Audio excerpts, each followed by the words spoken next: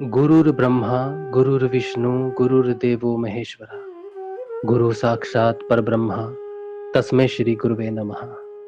तस्मै श्री गुरुवे नमः। तस्मै श्री गुरुवे नमः।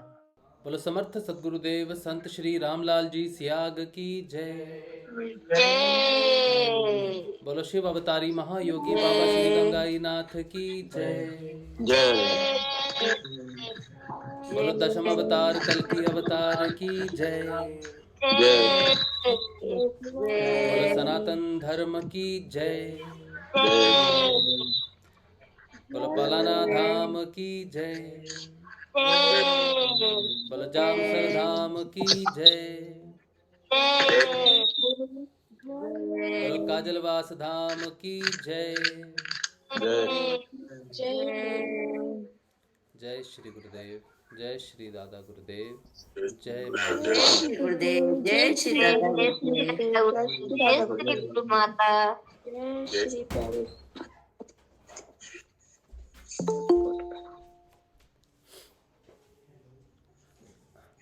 चलिए, अब शाम का समय है। प्यारे श्री गुरुदेव रामलाल जी सियाग के सिद्ध योग की बात करने का समय है।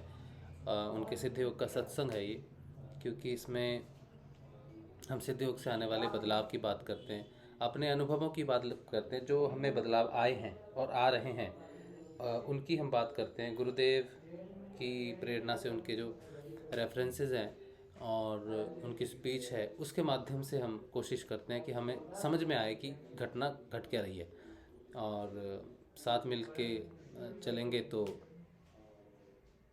दूर तक चलेंगे। ठीक है, यही बात है। चलिए, तो अभी क्योंकि ये प्रश्नों से शुरू होता है काम, तो प्रश्न अगर किसी का है, प्रश्न एक दो तो हैं वैसे, आप में से अगर कोई प्रश्न पूछना चाहता है तो आप पूछिए और फिर उस पर बात करते हैं।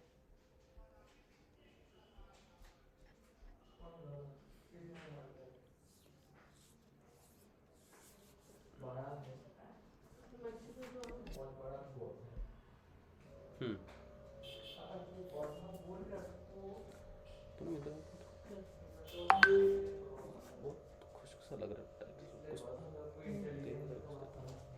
है, दे दो, कोई बात नहीं, क्या है। हाँ जी, कोई प्रश्न नहीं पूछना चाहता? केपी त्यागी साहब। जय गुरुदेव। जय श्री गुरुदेव जी। अपना प्रश्न पूछिए, रखिए सबके सामने, देखें सबका क्या विचार है। मेरा प्रश्न यही था कि जैसे मंत्र जाप करते हैं हम, हाँ, तो उसको भाई जिससे हमें याद रहे, कंटिन्यूटी बनी रहे, हाँ, तो उसके लिए मैंने जो है ना, मैं हाथ में माला ले लेता था, मतलब जेब में रख लेता हूँ उसको, या हाथ में लेके, तो उसको करता रहता हूँ। मतलब वो गिनता नहीं हूँ कि कितना हो रहा है। उससे क्या है कि वो मंत्र चलता रहता है। मतलब मुझे ये रहता है कि हाँ, मुझे मंत्र जपना है। मतलब माला मैंने इसलिए नहीं ली कि मुझे वो 108 या वो जो भी होती है उसमें वो गिनने नहीं होते, लेकिन हाँ वो मन के जो होते हैं तो हाथ में और उंगली के बीच में रहते हैं ना, तो ये मंत्र कंटिन्यूटी उसकी बनी रहती है मंत्र। तो मैं जानना चाह रहा था क्या ये ठीक है, या बस यही था कुछ। मैं मेकअप कर रहा हूँ, मेरे को बहुत खुशकी होगी एक्चुअली। जी। पानी पी ली। मुंह खींच रहा है बहुत, तो साबुन से है ना मुंह, तो मैंने कहा बता दूं, क्लियर कर दूं, नहीं अच्छा, तो ये क्लिप कट जाएगी हमारी, और राशि मेकअप करता है मेकअप करके बैठता सर मेकअप भी जरूरी है। मेरा बहुत ड्राई है स्किन, बहुत ड्राई है मेरे को, और बहुत। हाँ जी जी, तो वैसलीन लगा रहे हो ना आप? हाँ हाँ, ये नहीं लगाओ, आप घी लगाओ। घी लगाएंगे? अच्छा, घी उससे से जो क्या? ड्राईपन है ना वो खत्म हो जाएगा। और फिर जो खुशबू आती रहेगी पूरा दिन पूरी रात, हो उसका क्या करूँगा? कहीं नहीं आएगी, थोड़ा सा लगेगा, बट उससे ना फेस सही हो जाएगा आपका। अच्छा, ये वैसलीन तो बेकार बकवास चीजें होती हैं। हाँ, ये भी थोड़ा है। सा लगता है थोड़ी देर के लिए, फिर वो ड्राई ऐसे ही मैं हो ये जाता नहीं है। लगाता, कोई क्रीम में नहीं लगाता, मैं लगाता हूँ नारियल तेल मुंह पे। हाँ, वो भी मुझे ठीक सबसे है, अच्छा नारियल तेल ही लगता है, पूरे बदन पे नारियल तेल लगाना अच्छा लगता है। वो भी बेस्ट है। लेकिन अभी नहीं है तो कुछ ऑप्शन नहीं था, इसलिए मैं नहीं लगा रहा था, लेकिन बहुत दिक्कत हो रही बात करते समय तो। चलिए, अच्छा, केपी त्यागी भाई का क्वेश्चन आपने सबने सुन लिया, तो इस पे कोई कुछ कहना चाहेगा कि क्या करना चाहिए? और सिर्फ ये इनका ही नहीं है, प्रश्न इनका ही नहीं है, ये किसी का भी प्रश्न हो सकता है, बस शुरुआती तौर पे, या फिर कई बार इतना डिफ़िकल्ट हो जाता है नाम जपना, और फिर अपने आपको लगता है यार मैंने नहीं जपा, क्या करूं, कैसे करूं? तो कोई इस बात पे कहना चाहेगा जो उनका प्रश्न है, कि वो मतलब माला को सिर्फ याद रखने के लिए अपने साथ रख रहे हैं, कि उनको याद रहे, तो ये सही रहेगा क्या नाम जपने के लिए? किसी को कुछ कहना है इस पे?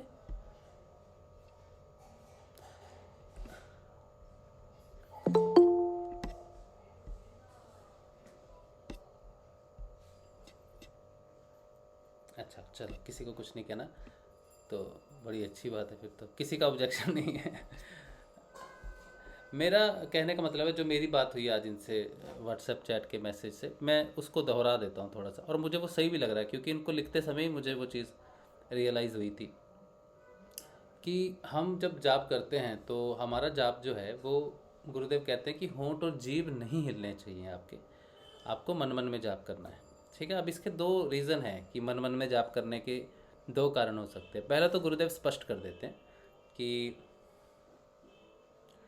अच्छा एवरीथिंग, ये कह रहे हैं कि माला को लेकर जाप करना ठीक नहीं, इनको ऐसा लगता है, ये इनका मानना है। ठीक है, लेकिन हम देख लेते हैं कि क्या कहता है विज्ञान, क्या कहता है।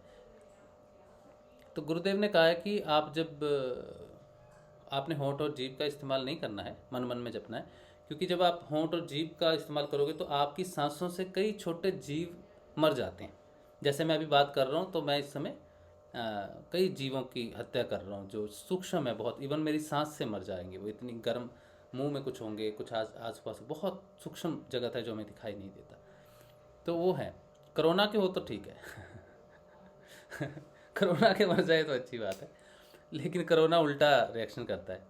तो बहुत छोटे हैं ऐसे जंतु हैं जो मर जाते हैं। तो उन्होंने कहा कि मन मन के जाप में कोई जीव हत्या नहीं होती, इसलिए ये जाप उत्तम जाप है।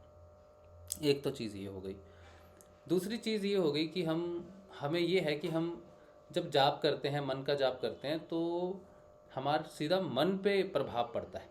ठीक है, इसमें शरीर इन्वॉल्व नहीं होता, और इसमें सीधा मन को प्रभाव करते हैं। मन हमारे विचारों का केंद्र है, या विचारों का भंडार है, जो सारे विचार वो ग्रहण करता है, रखता है अपने पास, वो मन है। तो मन को रिप्लेस करने के लिए मन के डायरेक्ट उसमें डाला जाता है वो, कि तू अपने विचारों को खाली कर और ये डाल, इसमें ये डाल, राम धन डाल और बाकी सारा धन निकाल दे बाहर, वो दे। तो ये भी एक रीज़न हो सकता है। एक खास बात ये है कि जब हम जाप कर रहे हैं ना, हम जब जाप कर रहे हैं तो हमारा कॉन्शियस, मैं कॉन्शियसली अभी जैसे बात कर रहा हूँ तो मैं कॉन्शियसली जाप कर रहा हूँ, तो मेरा जो यात्रा है मेरी कॉन्शियस से सब कॉन्शियस की यात्रा है, और जो अनकॉन्शियस है उसकी यात्रा है। मतलब मेरे कॉन्शियस में, मेरी चेतना में मेरा ट्रैवल है। ठीक है, तो मैं उसको कॉन्शियस से स्टार्ट करूं या फिर मैं डायरेक्ट उसको मन में दूं, जो कॉन्शियस भी रहता है, सब कॉन्शियस भी रहता है, कभी कभी मन में विचार चलते रहते हैं, वो सब कॉन्शियस में काम चलता है। तो कॉन्शियस के कई तरह। माला अगर हम जपते हैं तो अगर हम उसे किसी भी तरह यूज़ करते हैं, मेरी साइकोलॉजी में चीज़ है कि मैं माला से मेरे को याद रहता है। माला एक माध्यम बन गया मेरे लिए बीच में।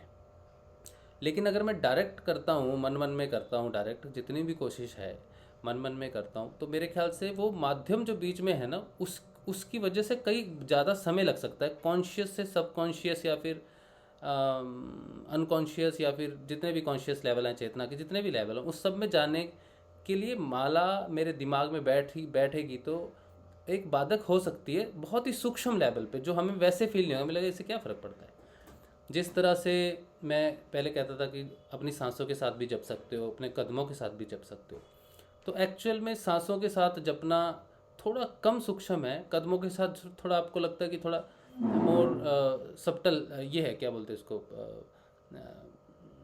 ज़्यादा ये है, रुकावटी ज़्यादा है कदमों के साथ चलना। क्योंकि जब हम किसी चीज़ का माध्यम यूज़ करते हैं किसी चीज़ के लिए, तो वी पे टाइम फॉर उस माध्यम को हटाने के लिए भी समय लगता है, काफ़ी समय लगता है। मुझे ऐसा लगता है कि जब हम सिर्फ मन मन में जाप करते हैं तो ए जपा जाप जल्दी लग सकता है, क्योंकि अगर मैं भूल जाता हूँ ए जपा जाप करते समय, तो वो मेरा होता है कि मुझे यार याद नहीं रहता, तो मैं अपनी मेमोरी के यूज़ से, मैं अपनी बुद्धि के यूज़ से, बुद्धि के बल से कर रहा हूँ। लेकिन जब मैं माला का यूज़ कर रहा हूँ, स्टेप्स का यूज़ कर रहा हूँ, सांसों का यूज़ कर रहा हूँ, तो मैं अपने बुद्धि का बल यूज़ नहीं कर रहा उस समय।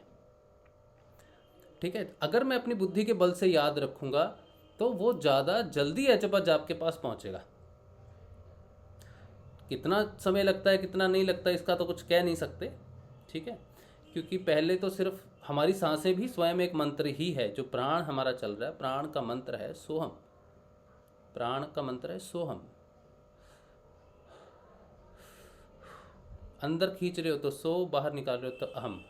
बाहर निकालना है अहम, अहंकार को बाहर छोड़ते हो और मैं और शुद्धता को अंदर लेते हो। तो इस तरह से कुछ इसकी एक्सप्लेनेशन है मंत्र की।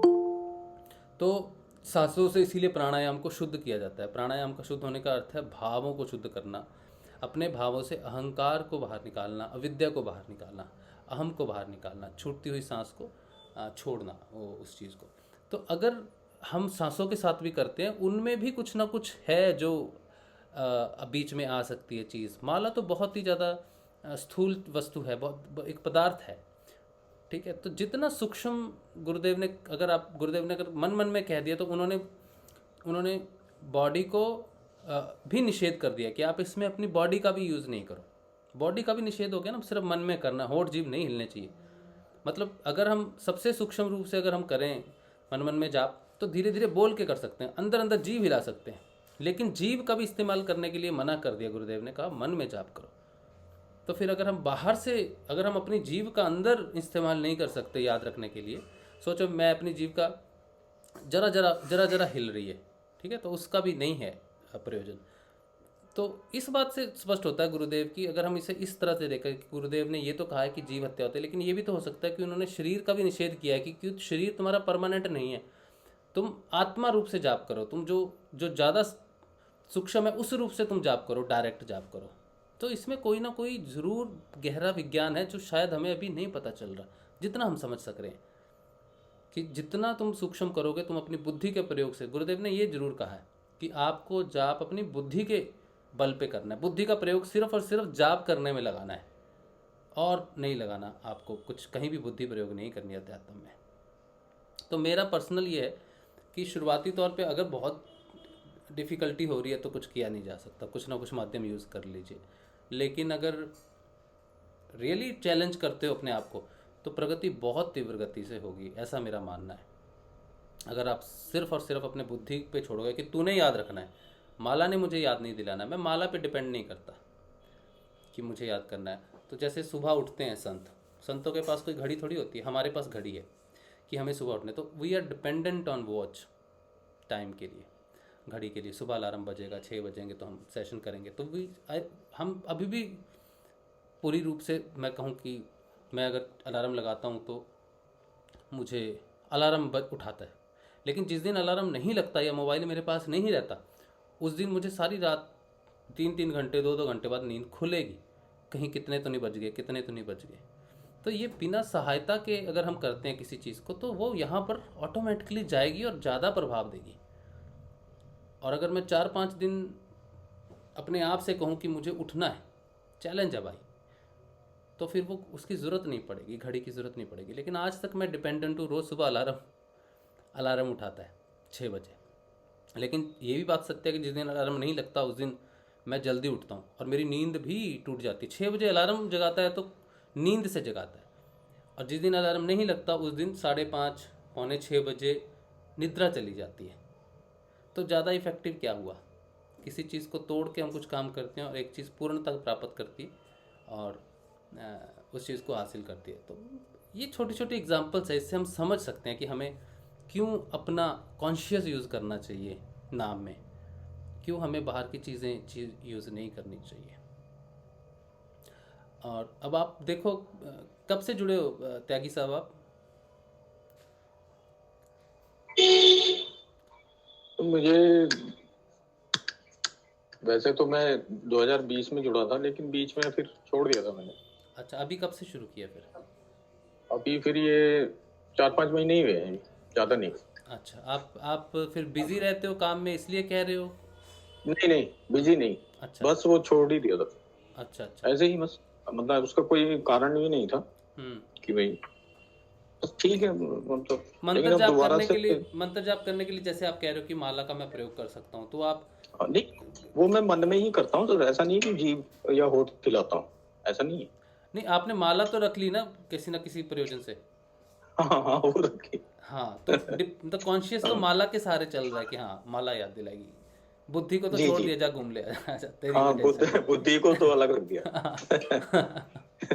मेरी बिल्कुल सही कह रहे हो आप। आगे जाके मैं इसका थोड़ा सा आपको थोड़ा सा हाँ, प्रयोजन जी बता जी देता हूँ। जी आगे जी जाके क्या होता है, अभी क्या है कि मन जो है ना वो बुद्धि पर जी। हावी रहता है शुरुआती तौर पे, हम्म शुरुआती साधक का। हम्म हम्म। तो जब हम साधना में आगे बढ़ते हैं ना, तो बुद्धि ही है जो मन को कंट्रोल करती है। वैराग्य जो है ना, हम्म। वो तब प्रकट होता है जब बुद्धि बलवती हो जाती है। बुद्धि में जब बल प्रकट हो जाता है तब जी। वो मन को कंट्रोल करती है। नहीं तो वो पंच इंद्रियों से भोगने वाला मन जो है ना, वो हमारी बुद्धि कहती है यार ये गलत है, ऐसा मत कर, ये टेक्निकली गलत है। मन कहता है यार अच्छा लगेगा, मजा आएगा, तू छोड़ ना, पार्टी करते हैं, कल की कल देखेंगे। बुद्धि जब तक हम्म। मन के अधीन रहती है तब तक विनाश है, ठीक है। लेकिन जैसे ही मन बुद्धि के अधीन आ जाएगा, इसीलिए तब वो कुछ नहीं कर पाएगा। तब जो सही लगता है, और बुद्धि में जो ज्ञान का बल आता है ना, फिर वो ज्ञान के हिसाब से मन की इन सारी चीज़ों को विरक्त करती है, मतलब इन सब चीज़ों को शांत करती है। तो बुद्धि का बहुत प्रयोजन है। अगर अब हम लॉन्ग रन में देखें ना, तो जब ये परिवर्तन होगा, अभी जी। मन ऊपर है, अगर बुद्धि को अभी नहीं हमने यूज़ किया ना, तो आगे होने वाली समस्याएं हो सकती हैं कि बुद्धि को बल मिलते मिलते बहुत समय लग जाएगा, क्योंकि हमने शुरुआती तौर पे ही उसको इग्नोर किया हुआ है और हमारी जी डिपेंडेंस जी। किसी और चीज़ में। तो आप अपनी हम्म। बुद्धि को कहो कि तू कर इसको कंट्रोल, तू है मन के मैं ऊपर। ट्राई ऐसे ही करूँगा अब, हाँ, अभी से जैसा उसको आप बल बता देना रहे हैं शुरू ना। करो। हाँ जी, हाँ जी, हम्म। ठीक है। वो जस्ट मैंने ले लिया था कि भाई कंटिन्यूटी बन रही है। जैसे मैं रात को लेटा हूँ बिस्तर पे, तो माला चल रही है, तो मन मन में मंत्र चल रहा है, हाँ तो वो मुझे आसान लगा, हाँ, काफी आसान आसानी तो हुई। लगेगा ही। आसान तो बिल्कुल सही बात तो है। वही बात हुई ना, तो बुद्धि को तो रख दिया एक तरफ कि वही हाँ आसानी से हाँ वो चीज है। हाँ, बस बुद्धि को साइड में नहीं रखना है, बुद्धि का ही काम है जी आगे जी सारा। हालांकि एक जी संसारिक जी। बुद्धि होती है, लोग कहते हैं ना ये बुद्धि की बात कर रहा है, हम्म बुद्धि लगाना हम्म इसमें सध्यात्म नहीं चाहता। हम्म लेकिन मैं व्यवहार जो हम्म। कर रहा हूँ ना, कर तो मैं सोच समझ के ही कर रहा हूँ ना, आपसे बात कर रहा हूँ तो सोच समझ जी के। बुद्धि का जी प्रयोग जी है, लेकिन आध्यात्मिक बुद्धि को हम नाम देते हैं, जैसे रितंबरा हो गई, बलवती बुद्धि, प्रज्ञावती हो हम्म। गई, बलवती हो गई, विवेकवती हो गई। तो जी ये उसकी स्टेजेस हैं कि जी। अध्यात्म में उसको नाम दे दिया जाता है। और हम्म। इसमें हम भौतिक जगत में इसको सिर्फ बुद्धि बोलते हैं। तो भौतिक जगत की अविद्या यूज नहीं करनी होती, उसे हम कहते हैं कि बुद्धि यूज हम्म नहीं करनी है। लेकिन आगे जब जी जी जब जो जो चेतना के स्तर होंगे ना, तो इसका परिवर्तन है, पूरी पूरी बुद्धि का परिवर्तन है। क्योंकि चित्त जो है, चित्त में जो परिवर्तन होता है वो यहाँ पर नजर आता है बुद्धि में, ठीक है। जी बुद्धि की जी। जो सफाई हो रही है ना, वो चित्त की सफाई हो रही है। इस पे भी सेशन आज एक पॉइंट है, कि ये क्या चीज़ है, जी। क्यों क्यों इसका यूज़ होना चाहिए और क्या चीज़ है। ठीक है, ये क्लियर हम्म। हो गया आपको? मुझे लगता है कि अब माला वाला हाँ बिल्कुल। कंसर्न नहीं, खत्म हो क्लियर, बिल्कुल क्लियर ही है। वो मुझे भी ऐसा लग रहा था कि मैं जो ये यूज कर रहा हूँ ना, गया। मतलब मुझे अंदर से लग रहा था कि यार ठीक नहीं है ये। हाँ लेकिन अब तो इजी हो गया मेरे लिए, तो हाँ मैंने कहा चलो भी। हाँ तो मैंने आज इसलिए आपसे फिर जो है मैंने हाँ कहा बात करता हूँ, हाँ। तो कुछ नहीं, अच्छा ही मिलेगा वहां से बहुत मुझे, अच्छी तो डिस्कशन वही मुझ हुआ। हाँ, नहीं हमारा भी नहीं, क्लियर होगी आज मेरी भी क्लियर होगी बहुत ये अच्छा, चीज़। बहुत अच्छा लगा सर। हाँ। हम्म।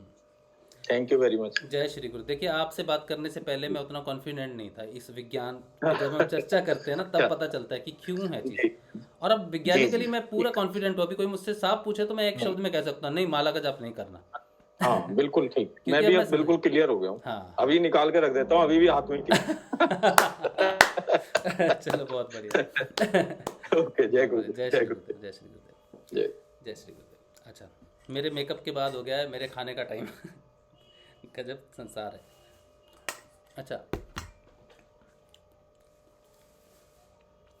आज ना बहुत महत्वपूर्ण एक बात मैं कहना चाहता हूँ कि हम सारे वैसे तो बच्चे हैं, लेकिन हम में से किसी के माँ बाप हैं, किसी के नहीं हैं, ठीक है, जो बड़े हो चुके हैं लोग, मेरे जैसे साधक हैं, मेरे जैसे माता पिता नहीं हैं।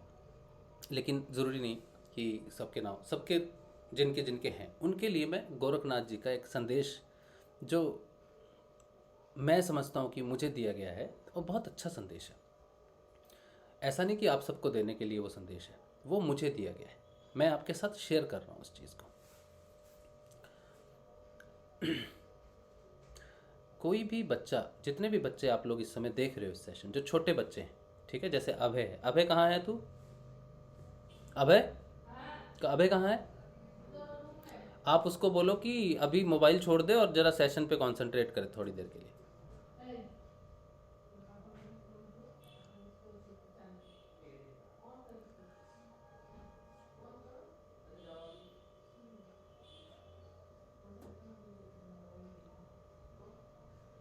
उसको भी हाँ, तो इसका रीज़न है, उस सेशन में ये बात करने का रीज़न है क्योंकि यहाँ पर बैठने वाला व्यक्ति विशेष नहीं है।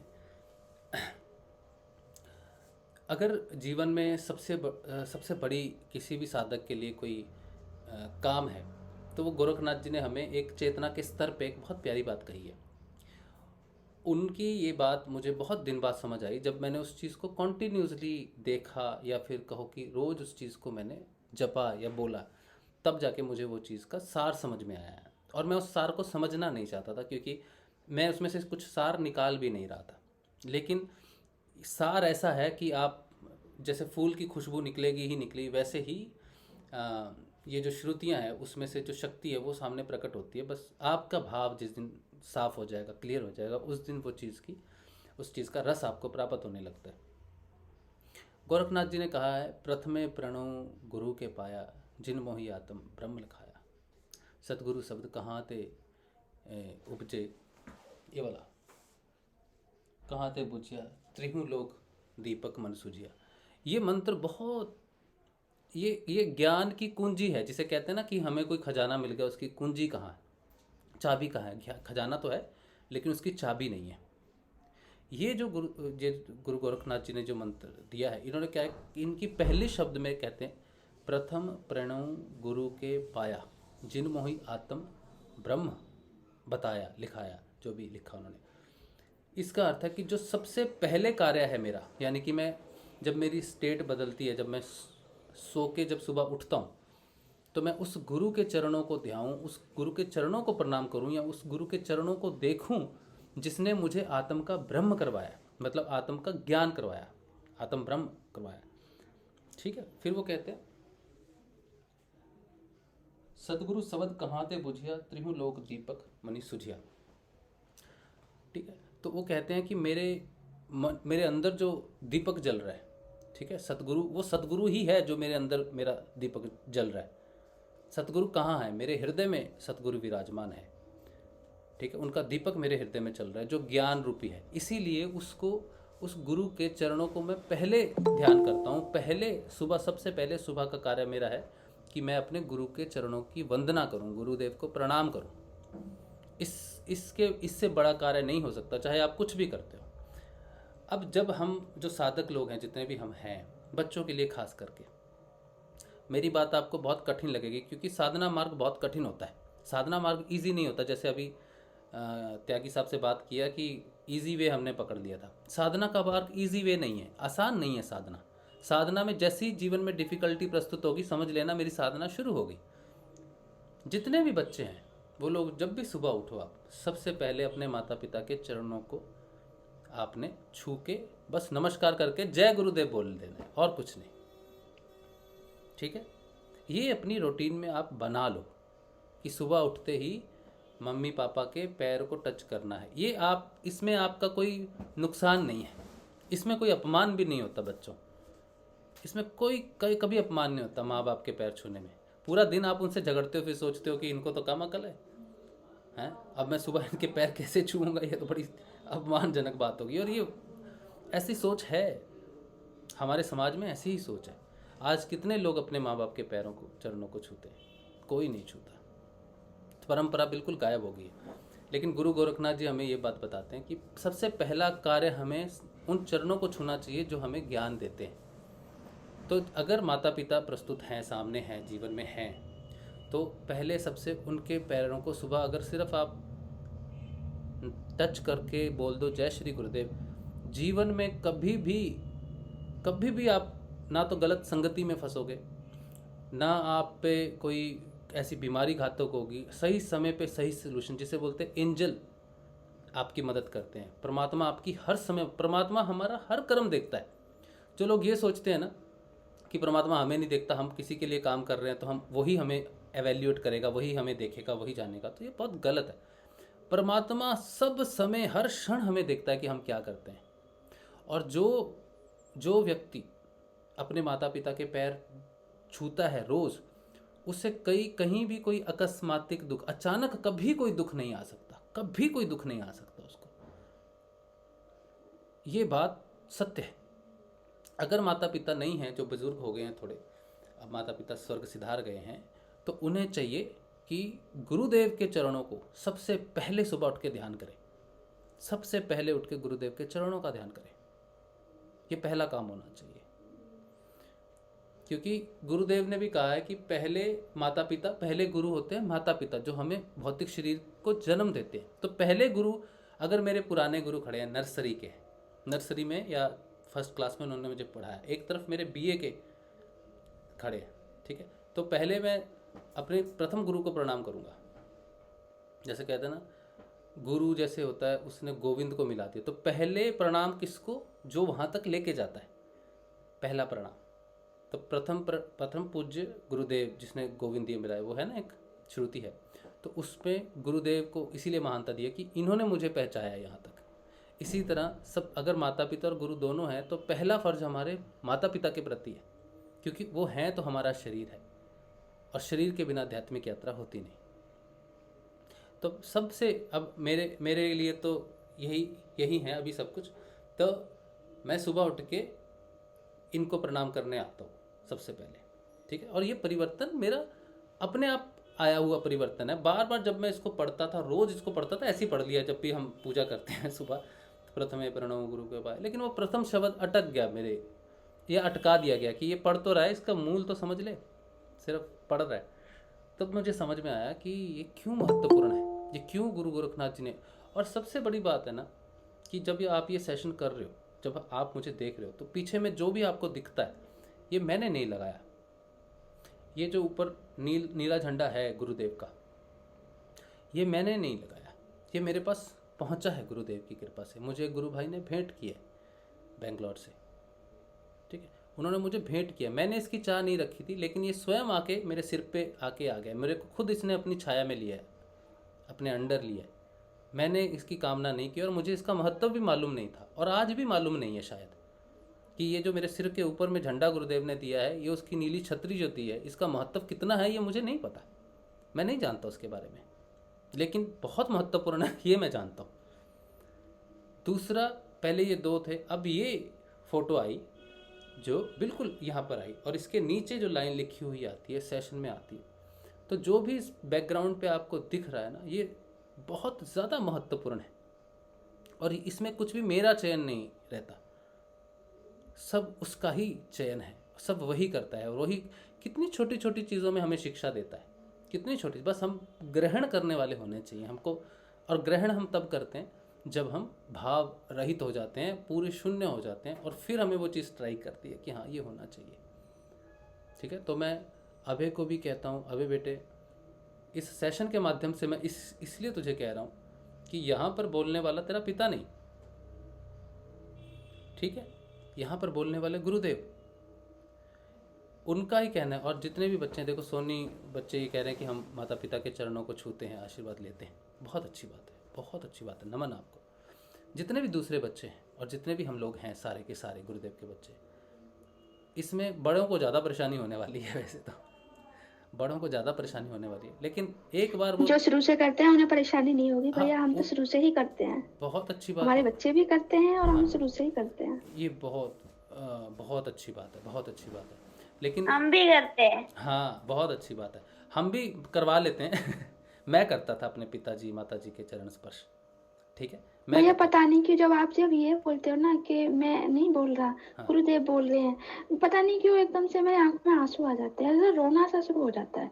बिल्कुल जब सही जब बात आप है। ये जब आप ये बोलते हो कि मैं नहीं बोल रहा, गुरुदेव बोल रहे हैं, यहाँ बोलने वाले गुरुदेव हैं, बस अलग सा हो जाता है कुछ मेरे साथ में। हम्म, तो मैं वही कह रहा हूँ कि अगर यहाँ पर बैठ के मैं बोल रहा हूँ ना, मैं अभय को वैसे भी बोल सकता था, ठीक है, थोड़ा सा मैंने कोशिश की भी, लेकिन पिता की बात, ये थोड़ा सा चेंज हो रहा है, समय चेंज हो रहा है। अगर आपके माता पिता, आप लगा जैसे अगर मेरे माता पिता भी होते तो वो मुझे देखता कि हाँ मैं छूता हूँ, उनके पाँव छूता हूँ, या मैं उनको कहता पहले दादा दादी के पाँव छू, ठीक है, नाना नानी के पहले पाँव छू, तो मैं ये ज़रूर कहता। लेकिन थोड़ा समय चेंज हो गया, थोड़ा व्यवहार चेंज हो गया, तो बहुत भी आप सबके साथ परिवार रहता है, बहुत अच्छी बात है, बहुत अच्छा है एक परिवार का साथ रहना, बड़े बुजुर्गों का सर पे हाथ रहना, ये बहुत अच्छी बात है।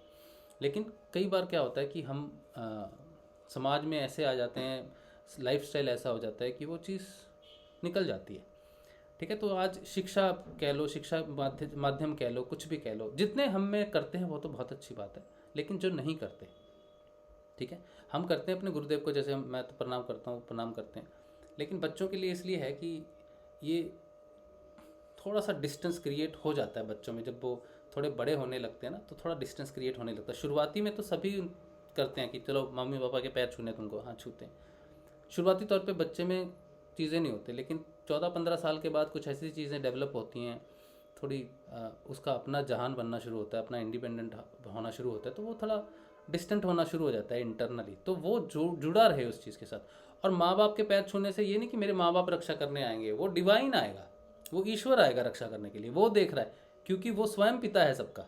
तो अगर मैं अपने पिता के पाँव छूता हूँ या अपनी माँ के पैर छूता हूँ, तो मैं शक्ति को प्रणाम कर रहा हूँ, मैं पर ब्रह्म को प्रणाम कर रहा हूँ उस रूप में। तो मैं कहीं भी रहूँ, मेरे पिताजी सोचो हिंदुस्तान में हैं और मैं ब्लैत कहीं बैठा हूँ, बाहर फॉरेन में कहीं बैठा हूँ, वहाँ मैं किसी मुसीबत में फंसता हूँ, तो वो परम पिता जो सबका पिता है, वो मेरे पिता के रूप में आके मेरी मदद करेगा, वो ब्लेसिंग्स वहाँ पे मुझे मिलेगी। तो हम जब किसी को रिस्पेक्ट करते हैं, कुछ करते हैं, तो वो हर हर तौर पे हम, हमारा कोई भी चढ़ावा या कोई भी सम्मान या किसी तरह की भी कोई प्रतिक्रिया, वो स्वयं ईश्वर के लिए होती है।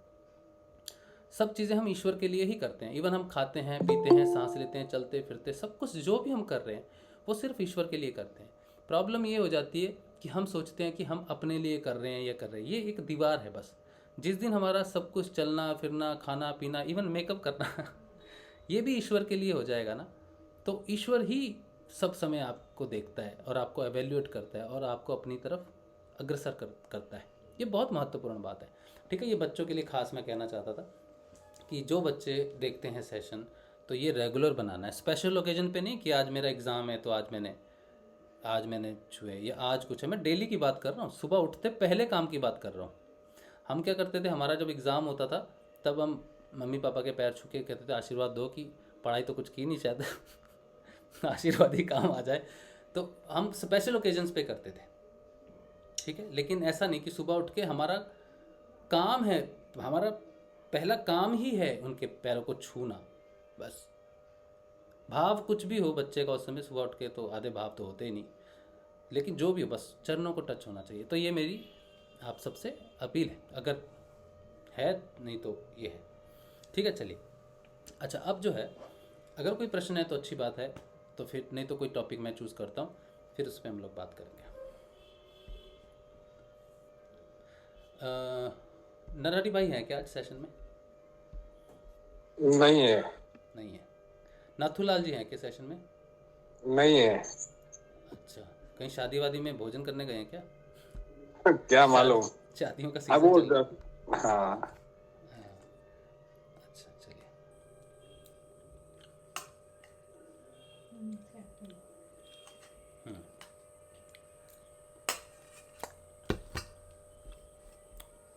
और किसी का कोई अच्छा प्रश्न तो है, कुछ है? सूरज कह रहे हैं कभी कभी मैं भी सोचती हूँ, अच्छा ये भगवती बहन है हूँ, कि माला से मंत्र जाप करूँ। हाँ, तो अभी तो हमें पता चल गया है, प्रश्न पहले था इनका। जय गुरुदेव, मुझे संजीवनी मंत्र का जाप ना लग कर जय गुरुदेव का एजपा लगा हुआ है। कोई बात नहीं, हृदय तक पहुंचाने के लिए प्रेम ही काफ़ी है। अब वहाँ पहुंच जाओगे, वो सब ठीक है, कोई दिक्कत नहीं है। आप चिंता मत करो इस बात की, कुछ गलत नहीं है, ठीक है। प्रेम में जय गुरुदेव ही निकलता है। प्रेम तो बहुत ऊंची चीज़ है। कल हमने सेशन में प्रेम पे ही बात की थी। तो कोई चिंता नहीं है, जब आप कॉन्शियस बैठे हो, ध्यान में हैं आपके, तब आप गुरुदेव का मंत्र जाप करो। क्योंकि आप चाहे जय गुरुदेव जपो प्रेम से, हृदय में जाके तो उसने नाद का रूप ही लेना है, नाद ही आगे आपको लेके जाता है। ठीक है, तो कोई चिंता का विषय नहीं है। पवन कह रहे हैं नाद हमारे अंदर कौन सुनता है? इंद्रियां, मन, बुद्धि, शरीर, प्राण, चित्त, चेतना एटसेट्रा, या फिर आत्मा? अच्छा,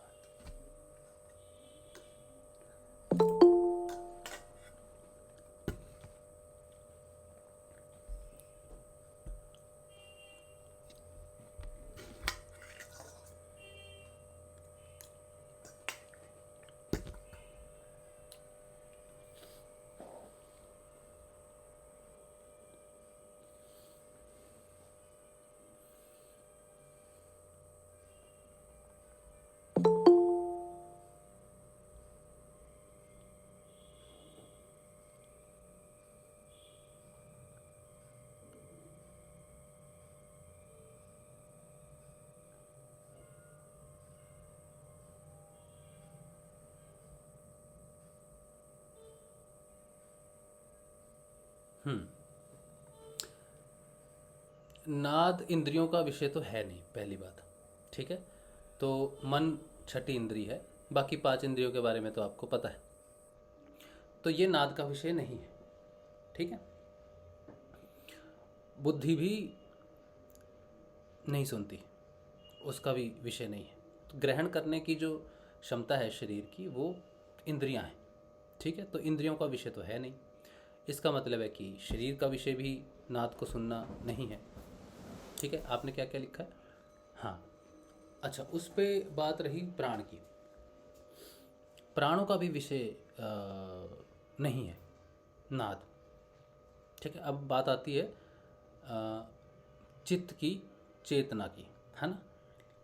चित्त जो है ये एक तरह से 2 रूप में है। एक समिष्ट चित्त और एक वयिष्ठ चित्त। वयिष्ठ चित्त का भी प्रयोजन नहीं है कि वो नाद को सुने। समिष्ट चित्त जो है वो प्योरीफाइड फॉर्म है वयिष्ठ चित्त की।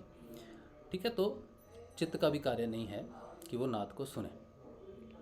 चेतना का अर्थ है हमारा लेवल ऑफ अवेयरनेस, या फिर हमारा लेवल ऑफ कॉन्शियसनेस, या हमारी चेतना का स्तर क्या है। जैसे अवचेतन मन है, वो पशुवत जीवन है। तो पशु की चेतना को अगर हम, वो उस काबिल नहीं है कि वो नाद को सुन सके। अवचेतन जो हैं, जो प्राण तो है उनमें, लेकिन मन का विकास नहीं हुआ, उनको नाद का प्रयोजन होता नहीं। ठीक है, जहाँ से मन का विकास होना शुरू हुआ, वहाँ से नाद का प्रयोजन शुरू हुआ एक्चुअल में। ठीक है, लेकिन वहाँ से प्रयोजन शुरू तो हुआ, वो तो आपकी ये है कि डिज़र्व शुरू हो गया, कि हाँ, आप डिज़र्विंग कैंडिडेट हो गए कि अब आपको नाद सुनना चाहिए। नाद स्वयं परब्रह्म है, नाद ब्रह्म कहते हैं उसको। तो आत्मा ना तो सुनती है, ठीक है, उसका कोई कार्य नहीं है, तो आत्मा का भी प्रयोजन नहीं है नाद को सुनने का। ना ही इन जड़ वस्तुओं का जितनी भी है, चित्त को भी मैं जड़ ही मानता हूँ। ठीक है, चित्त का निर्माण होता है। आत्मा जब निर्माण करती है तो पहला निर्माण महातत्व का होता है, चित्त का होता है, समिष्ट चित्त का निर्माण होता है। और वो निर्माण किससे होता है? नाद से ही होता है। ठीक है, नाद से ही निर्माण शुरू होता है। तो प्रयोजन के हिसाब से अगर देखा जाए, वैसे तो किसी का भी एक प्रयोजन नहीं है कि इसको सुनना है, मन को सुनना है, इंद्रिय को सुनना है, या फिर चित्त को सुनना है। किसी एक का प्रयोजन नहीं है, क्योंकि वो सारी घटना जो है वो नाद से ही घटी है। इसका अर्थ ये है कि नाद उन सारे रूपों में बसा हुआ है। अब बात ये है कि नाद सिर्फ जैसे इलेक्ट्रिसिटी होती है, जैसे तारें बिछी हुई हैं बिजली की, लेकिन उसमें बिजली नहीं है। तो नाद भी समझो कि बिजली है, और तारें बिछी हुई हैं, मतलब वो वहाँ पर है लेकिन कनेक्शन नहीं है। तो हमारी चेतना कनेक्शन का लेवल है। सोचो कि गांव है, 3 गांव हैं, और यहाँ से इसमें कनेक्टिविटी है लेकिन दूसरे में कनेक्टिविटी नहीं है, दूसरे में कनेक्टिविटी नहीं है, तो उसको कनेक्टिविटी देना है, फिर तीसरे को कनेक्टिविटी देना है। तो जब हम नाद शुरू करते हैं तो हमारी चेतना का स्तर क्या है? अचेतन। तो सबसे पहले हमारी अचेतन अवस्था को नाद की ज़रूरत है इस समय, कि हम चेतन हो सकें। तो अचेतन मन नाद को ग्रहण नहीं कर सकता, ठीक है। तो उसको क्या करना पड़ता है? उसको स्थूल चीज़ों का उपयोग करना पड़ता है, मंत्र जाप जिसमें है। तो उसे मंत्र जाप करने से वो उसकी स्थूल फॉर्म को धारण करता है। जितने भी स्थूल चीज़ें हैं, जैसे ये इंद्रिया और इंद्रियां विषय, इंद्रियों का विषय सूक्ष्म है, इंद्रियां स्थूल है। मतलब इंद्रियां भी देखा जाए तो ये नाक कान तो स्थूल है, लेकिन ये जो विषय ग्रहण करते हैं वो सूक्ष्म है, ठीक है। तो जब हम चेतना में शुरुआत करते हैं तो डायरेक्ट ये नाद का धारणा नहीं कर सकते, क्योंकि ये उसी चीज़ को धारण कर सकते हैं जो इनके लेवल की है। तो इसलिए मंत्र जाप से शुरुआत होती है, डायरेक्ट नाद से शुरुआत नहीं होती। इसीलिए तो अचेतन को चेतन करने के लिए पहले मंत्र शब्द दिया जाता है, शब्द दिया जाता है, ठीक है। शब्द से ब्रह्म की सृष्टि हुई है, तो शब्द स्थूल रूप है बाहर का, बिल्कुल। तो जब वो उसको आगे चेतन हो जाता है, लाइट आ जाती है शरीर में, चेतन हो जाता है, तो फिर उसके जो अगला पड़ाव है, जो फर्दर उसको और चेतन करना है, फिर वो आता है इंद्रियां का विषय कह लो सूक्ष्म, मन कह लो, फिर प्राण कह लो, शरीर के बाद प्राण, फिर प्राणों को चेतन होना है तो प्राणों में नाद घटित होगा, ठीक है। फिर मन सूक्ष्म है, मन में नाद घटित होगा, फिर उससे भी आगे घटित होगा। आगे का कौन सा कोश है? बुद्धि का जो कोश है, जो ज्ञान का जो कोश है, फिर वहाँ पे वो घटित होगा, स्पंदन होगा। तो ऐसे करते करते करते करते जो नाद ब्रह्म है वो किसी का भी स्पेसिफिक प्रयोजन नहीं है, बल्कि आपकी चेतना की स्तर की रिक्वायरमेंट है। उसको जागने के लिए, उसको चेतन होने के लिए, परमात्मा से कनेक्शन करने के लिए वो उस समय वही ध्यान कर रहा है, वहीं पर ही उसी स्तर पर आपको नाद सुनेगा। जैसे चेतना के स्तर मूलधारा, स्वादिष्ठान, मणिपुर है, तो नाद सुनाई कहाँ देगा? सिर के उस हिस्से में सुनाई देगा जहाँ पर वो चेतना का सोर्स है। मूलधारा का सोर्स समझ लो सबसे नीचे। तो नाद की शुरुआत कहाँ से होती है? सेंटर ऑफ द हेड, यहाँ से शुरुआत होती है। आपको यहाँ पे सुनाई देता है, लेकिन आप ध्यान करोगे तो आपको लगेगा पूरे इसमें घूम रहा है, सब में। धीरे धीरे उसका केंद्र चेंज होता है। जैसे जैसे चेतना असेंड करती है ऊपर, उसका केंद्र यहाँ से यहाँ आ जाएगा। फिर आपको लगेगा, मुझे लग रहा है ना सिर में घूम रहा है, लेकिन ध्यान मेरा यहाँ जा रहा है। फिर और चेतना का आगे केंद्र आएगा तो आपको इस जगह पे सुनाई देगा कि उसका केंद्र ये है नाद का। तो नाद क्या कर रहा है? चेतना के स्तर से अपना इफेक्ट जो है, जिस पे वो पड़ रहा है डायरेक्ट, जहाँ पे मेरा ध्यान करवा रहा है, वो अचेतन है उस समय, उसमें लाइट नहीं है। तो नाद ब्रह्म का कार्य है मेरे अचेतन हिस्सों को, मेरी चेतना में जितने भी पॉइंट्स हैं, क्लास 1, फिर क्लास 2, क्लास 3, क्लास 4 और बाद में BA या जो भी क्लास हायर है, वो वहाँ तक लेके जाना, उसको पकड़ पकड़ के। तो इसको चेतन करेगा, इसको चेतन करेगा, इसको चेतन करेगा, करता करता करता करता वो जो चेतना है वो जब पहुँच जाएगी, रियलाइज़ करेगी कि मैं ही परब्रह्म हूँ। जब तक योग नहीं होता तब तक नाद जो है मिनिमम लेवल से लेकर हाईएस्ट लेवल तक अपने पड़ाव बदलता रहेगा। किसी एक का प्रयोजन नहीं है, सबका ही है देखने में, क्योंकि वो सब जगह व्याप्त है। और फाइनल स्थिति वही है कि चराचर में व्याप्त चेतना है आपकी, लास्ट जो है। ऐसा नहीं सुनना कि मुझे सहस्रार में मैं पहुंच गया हूं तो मुझे नाद का गड़गड़ाना, वो जो उत्तम नाद कहते हैं ना, जिसको कि बादलों का गर्जना ही सबसे उत्तम नाद है, वो आपकी परम नहीं है। ये सामने सोचो कुछ है, पेड़ है, पेड़ के अंदर भी नाद है। क्या मेरी चेतना इतनी जागृत है कि मैं ध्यान केंद्रित करूं तो मुझे उस पेड़ के बारे में, उस पेड़ की चेतना के बारे में पता चले? तो जो सार्वभौमिक चेतना है वो आपको शरीर में रह के मिलेगी या नहीं मिलेगी, इसके बारे में कहना मुश्किल है। ऋषि अरविंद, गुरुदेव, दादा गुरुदेव, ये ऐसे ब्रह्म ऋषि हैं जिनकी चेतना उस स्तर पे है कि पेड़ से बात कर सकते हैं। गुरुदेव पेड़ों से बात कर सकते थे, अगर आपको मालूम है कि नहीं मालूम है तो गुरुदेव जानते थे वो पेड़ों के बीच में क्या चल रहा है, या उनकी चेतना। शब्दों की ज़रूरत नहीं होती है, सोचोगे यार वो शब्द है, शब्दों की ज़रूरत नहीं। शब्द तो बहुत ही स्थूल है, बहुत ही मिनिमम लेवल है शब्दों का, तो बहुत ही नीचे का लेवल है शब्दों का, ठीक है। ऊपर के लेवल में शब्दों की ज़रूरत नहीं पड़ती। तरंगें या फिर कह दो चेतना के स्तर, जो नाद एक स्तर है, तो वो नाद मेरे में भी है, वो नाद उस पेड़ में भी है। तो उस नाद के माध्यम से मेरा कम्युनिकेशन हो रहा है, क्योंकि मैं जागृत हो गया हूँ कि मेरी समस्त चेतना जागृत हो गई है, ठीक है। ये बहुत बड़ी बात है, लेकिन ये शरीर में रह के ये अवस्था हो जानी, तो आप समझ लो कि स्वयं ईश्वर पूर्ण रूप से स्थापित है, पूर्ण रूप से वो स्थापित है, क्योंकि वो चराचर में व्याप्त हो गया। कहते हैं ना, ब्रह्म चराचर में है, कण कण में शंकर, क्या बोलते हैं, कंकर कंकर शंकर। तो कंकर कंकर में वो है, घट घट में जो है वो राम है।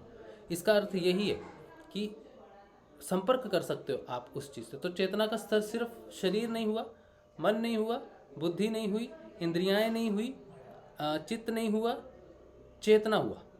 चेतना उसका मूल है, जहाँ पर उसको प्रभाव देना। जहाँ जहाँ चेतना का स्तर है वहाँ जाके उसको इनलाइट करना, उसके साथ संपर्क साधना। किसका? स्वयं का, पर ब्रह्म का। उस निराकार का पहला साकार रूप ओम, वो नाद है। वो ओम के माध्यम से सबको कनेक्ट करेगा वो, ठीक है। तो सबको कनेक्ट करने का अर्थ है मेरे अंदर जो ओम है वो मिनिमम लेवल से शुरू करेगा मुझे जगाना। जगाते जगाते जब वो हाईएस्ट लेवल पे चला जाएगा, जहाँ क्रिएशन उसने शुरू की, तो उस लेवल पे मुझे मैं सबसे बात कर सकता हूँ। चिड़िया से, पक्षी से, मछली से, पेड़ से भी बात कर सकता हूँ, पत्थरों से भी बात कर सकता हूँ। अगर मैं कहूँ पत्थर उठ के वहाँ से वहाँ जा, तो वो जाएगा। गुरुदेव कहते हैं ना, मैं पत्थरों से भी अपना काम करवा सकता हूँ। राम का नाम लिख दिया तो पत्थर भी तर गए। क्यों तर गए? क्योंकि जो चेतना उनके अंदर है ना, वो राम के अंदर वो चेतना है। तो वो कहे कि तैरना है तो वो तैरेगा। राम के नाम में जो चेतना है, सोचो। तो ये नाद ही है जो हमें, हमारी चेतना को डिसाइड करता है कि वो किस लेवल पे बज रहा है, या हमारी किस लेवल पे हम पहुंच चुके हैं, हमारा कंट्रोल कितना हो चुका है। अगर कभी भी मन में प्रश्न आए कि हम कहाँ हैं, हमारी स्थिति कहाँ है, तो अपना कंट्रोल देख लो कि मेरा कंट्रोल मेरे शरीर पे कितना है। क्या मैं अपनी बीमारियां भी ठीक कर पा रहा हूँ? क्या मैं अपने आप को कितना जानता हूँ? मेरे शरीर को, मेरी चेतना को मैं कितना जानता हूँ? मेरी इंद्रियाएं ही मेरे वश में नहीं है। मुझे ये भोजन अच्छा लगता है तो मैं कर लूँगा, मुझे वो अच्छा लगता है तो हम तो बहुत ही ग्राउंड लेवल पे हैं। हमारी चेतना सोचो कितनी दूर है, जहाँ हम इन इंद्रियों के वश में हैं, और कहाँ वो पत्थर भी भगवान के वश में है, गुरुदेव के वश में है। हाँ, मेरी अपनी इंद्रियां अगर मेरे वश में नहीं, तो मेरा लेवल कितना हुआ चेतना का? वो तो ग्राउंड लेवल है, बिल्कुल बच्चा भी नहीं है, बिल्कुल शिशु है। तो जैसे जैसे चेतना लेवल उठेगा, पहले अपने इंद्रियों पे कंट्रोल होगा। विजेता इंद्रजीत, रावण के पुत्र को इंद्रजीत कहते थे, इसलिए नहीं कि उसने इंद्रियां जीत, वो स्वर्ग वाले इंद्र को जीता था उसने, इसलिए उसे इंद्रजीत कहते थे, शायद, पक्का नहीं पता मुझे। तो हमारी जीत जैसे जैसे होगी, आपने अपनी इंद्रियों पे विजय पानी है तो आप बनोगे इंद्रजीत। मन पे विजय पाली तो मनजीत। पंजाब में नाम होता है ना मनजीत, ओ ये मनजीता है। तो मनजीत का अर्थ है जिसने मन पे विजय पाली। तो इसी तरह से चेतना उठनी चाहिए। और एक चीज़ है, अच्छा उसका टॉपिक अलग है थोड़ा, लेकिन वयिष्ठ, हाँ एक सेकंड, एक वयिष्ठ चेतना से समिष्ट चेतना में हम शरीर में रह के पहुंच सकते हैं, जो सर्वव्यापी सार्वभौम चेतना है, ठीक है। सार्वभौम चेतना के बाद जो मैंने कहा कि आप संसार में सारी चराचर चीज़ों के समान रूप में आ जाते हो, आप उन्हें अपने शरीर को जैसे यूज़ करते हो, उन सारी चीज़ों को यूज़ कर सकते हैं, समिष्ट चेतना का हिस्सा। लेकिन उससे भी ऊपर है, उससे भी ऊपर की चेतना है कि निराकार रूप में, गुरुदेव ने कहा मुझे निराकार की भी सिद्धि है, निराकार की भी सिद्धि है। तो साकार रूप की मतलब जितना भी मैटर है इस पूरे ब्रह्मांड एक मैटर है, स्पेस भी है इसमें, ठीक है। मैटर की और अर्थ की, या तो मैटर है ब्रह्मांड या स्पेस है ईथर, दो ही चीज़ें। तो गुरुदेव ने कहा मुझे दोनों की सिद्धि है, और ये बहुत रेयर सिद्धि है। अगर मैं समिष्ट चेतना में पहुंचता हूँ या आप पहुंचते हो, तो आपका सारी चीज़ों पे कंट्रोल हो जाता है, भौतिक चीज़ों पे, पदार्थ पे। लेकिन आपका कंट्रोल अभौतिक चीज़ों पे, अव्याप्त चीज़ों पे है कि नहीं है, ये सोचने वाला विषय है। गुरुदेव का अव्याप्त चीज़ों पे भी कंट्रोल है, ईथर का मतलब, ठीक है। तो निराकार और साकार दोनों की सिद्धि का अर्थ है कि निराकार का भी एक, जब तक शरीर है मेरा, तब मैं साकार रूप में कनेक्शन कर रहा हूँ, लेकिन निराकार में मैं तो तब कर सकता हूँ जब मुझे निराकार भी प्राप्त है। तो गुरुदेव अगर कहते हैं कि मुझे साकार और निराकार दोनों की सिद्धि है, तो ये हमारी सोच से तो बहुत दूर है कि समिष्ट चेतना से ऊपर की बात है ये, समिष्ट चेतना से ऊपर, क्योंकि समिष्ट चेतना भी क्रिएशन का हिस्सा है। लेकिन अगर निराकार की सिद्धि होती है तो क्रिएशन से बाहर की सिद्धि है। निराकार की सिद्धि ब्रह्मांड की क्रिएशन से बाहर की सिद्धि है, जो हम समिष्ट चेतना में पहुंच के धारण नहीं कर सकते, उसके ऊपर का स्तर है। तो गुरुदेव का स्तर बड़ा जो है वो साक्षात वो जो बैठा है ना रित सत्य, वो है। ठीक है, तो ये नाद हमको समिष्ट चेतना तक लेकर जा सकता है भाई, जिसने भी आपने प्रश्न पूछा है, लेकिन समिष्ट चेतना से ऊपर नाद नहीं है। तो जो खुद ही खत्म हो जाता है ब्रह्मांड से, ओम जहाँ पर है वो भगवान की अभिरूप है, अभिव्यक्ति है। ठीक है, तो वहाँ उत्पन्न हुआ जहाँ पर वो ओम, तो वो वहाँ तक ले जाएगा आपको। ठीक है, लेकिन उसके पीछे जो अव्यक्त है, ओम का अव्याप्त रूप है, मौन, जिसे हम मौन से साधते हैं जनरली, उस चीज़ को कहते हैं कि निराकार की साधना, मौन की साधना।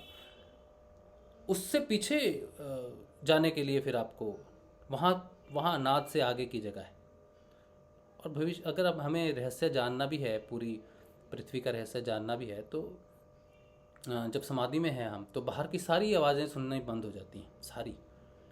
ठीक है, और बाहर की आवाज़ों का अर्थ मैं ये मानता हूँ कि सिर्फ संसार की बातें नहीं, बल्कि व्याप्त सारी आवाज़ें बंद हो जानी चाहिए।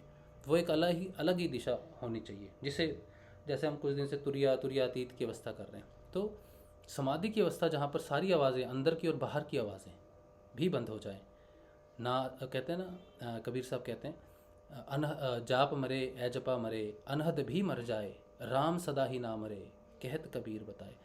तो अनहद भी जहाँ तक नहीं है, वहाँ से बाहर भी राम है।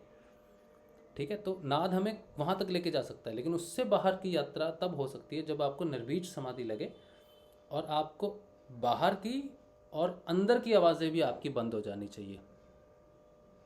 ठीक है, उसके बाद का प्रयोजन थोड़ा डिफिकल्ट है। राम है लेकिन वहाँ पे निराकार रूप में। ठीक है, अच्छा, कौन भाई बोल रहे थे हमारे? अभी मैं चंपालाल बोल रहा हाँ, हूँ। चंपालाल जी। गुरु भाई अभी नए जुड़े, जीतू भाई सोनी। अच्छा, जो फर्स्ट टाइम कल ही मेरे को मिले थे। हाँ। कल के तो हमारे पास ही दुकान है, मैंने उनको गुरुदेव के बारे में बोला। अभी भी अपने साथ ही है, वो भी जुड़े हुए हैं। अच्छा, जय श्री गुरुदेव। उनको थोड़ा गुरुदेव के बारे में बताओ। मैंने तो बताया मेरे हिसाब से, थोड़ा आप भी बताओ उनको। हाँ, अभी जीतू भाई अपना आप ऑन कीजिए माइक। जीतू भाई। हाँ, जय गुरुदेव। जय गुरुदेव। अभी मैंने जो बोला है गुरुदेव के बारे में, आपने सुनी वो चीज़? अभी थोड़ी बहुत मैंने गुरुदेव के बारे में, शायद आप ही के लिए बात हो रही थी, प्रश्न तो हमारा कुछ और ही था, हम पहुंच गए कहीं और। हम गुरुदेव की विशेषता डिस्कस करने लग गए थे, शायद आपके लिए ही हो। अभी जो हमने डिस्कस किया वो ये कि जो हमारे गुरुदेव हैं, जैसे हमारा लेवल होता है ना कि हम इस लेवल के इंसान हैं, हमारी चेतना यहाँ है, ये संत है, ये महासंत है, ये ऋषि है, ये महर्षि है। उसी तरह से गुरुदेव की बात यहाँ पर आई है कि गुरुदेव का जो चेतना का स्तर है वो सबसे ऊपर है, स्वयं ईश्वर के लेवल। जो स्वयं ईश्वर है ना, वो ईश्वर ही स्वयं गुरु बन के नीचे आया है। क्योंकि हमारे गुरुदेव को दो सिद्धियाँ हुई, एक साकार रूप की। साकार का अर्थ है जितना भी ब्रह्मांड में मैटर क्रिएट हुआ है आज तक, पूरा ब्रह्मांड क्रिएशन का हिस्सा है, तो उनकी सबकी सिद्धि होना, उस सारी चीज़ों में व्याप्त हो जाना, उसे साकार सिद्धि कहते हैं। और एक है निराकार की सिद्धि, जो अव्याप्त है ब्रह्मांड में। ठीक है, तो गुरुदेव को निराकार और साकार दोनों की सिद्धि है, जो उनको ईश्वर घोषित करती है ये चीज़। इसीलिए वो सारे मैटर में परिवर्तन कर सकते हैं। इसीलिए गुरुदेव कहते हैं भाई मेरी फ़ोटो तो, इसमें तो स्पिरिट भी नहीं है, इसमें तो सिर्फ मैटर है, तो ये कैसे कार्य कर रही है। कहने का ढंग उनका, हमारा गुरुदेव हमारे कहते हैं कि मेरी फ़ोटो भी अगर तुम रख लो ना अपने पास, तो वो भी तुम में परिवर्तन करेगी।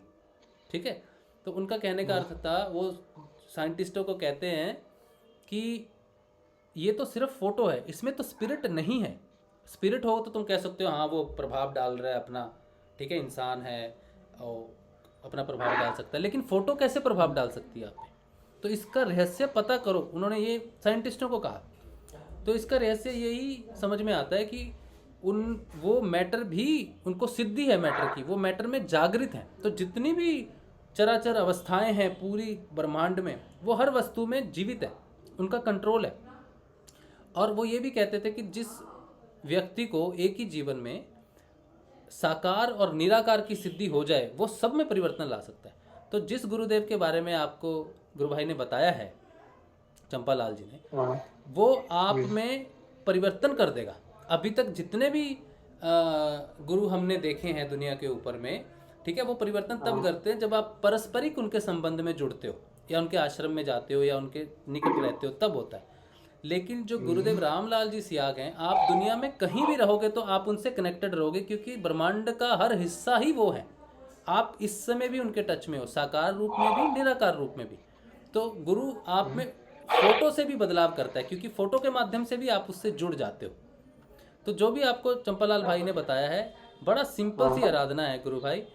हमें सिर्फ नाम जपना है, उसको बिना होंठ और जीभ हिलाए, और 2 समय सिर्फ उसका ध्यान करना है, 15 मिनट आंखें बंद करके। गुरुदेव से बोलना है कि 15 मिनट के लिए ध्यान कर दो, बस, और कुछ नहीं।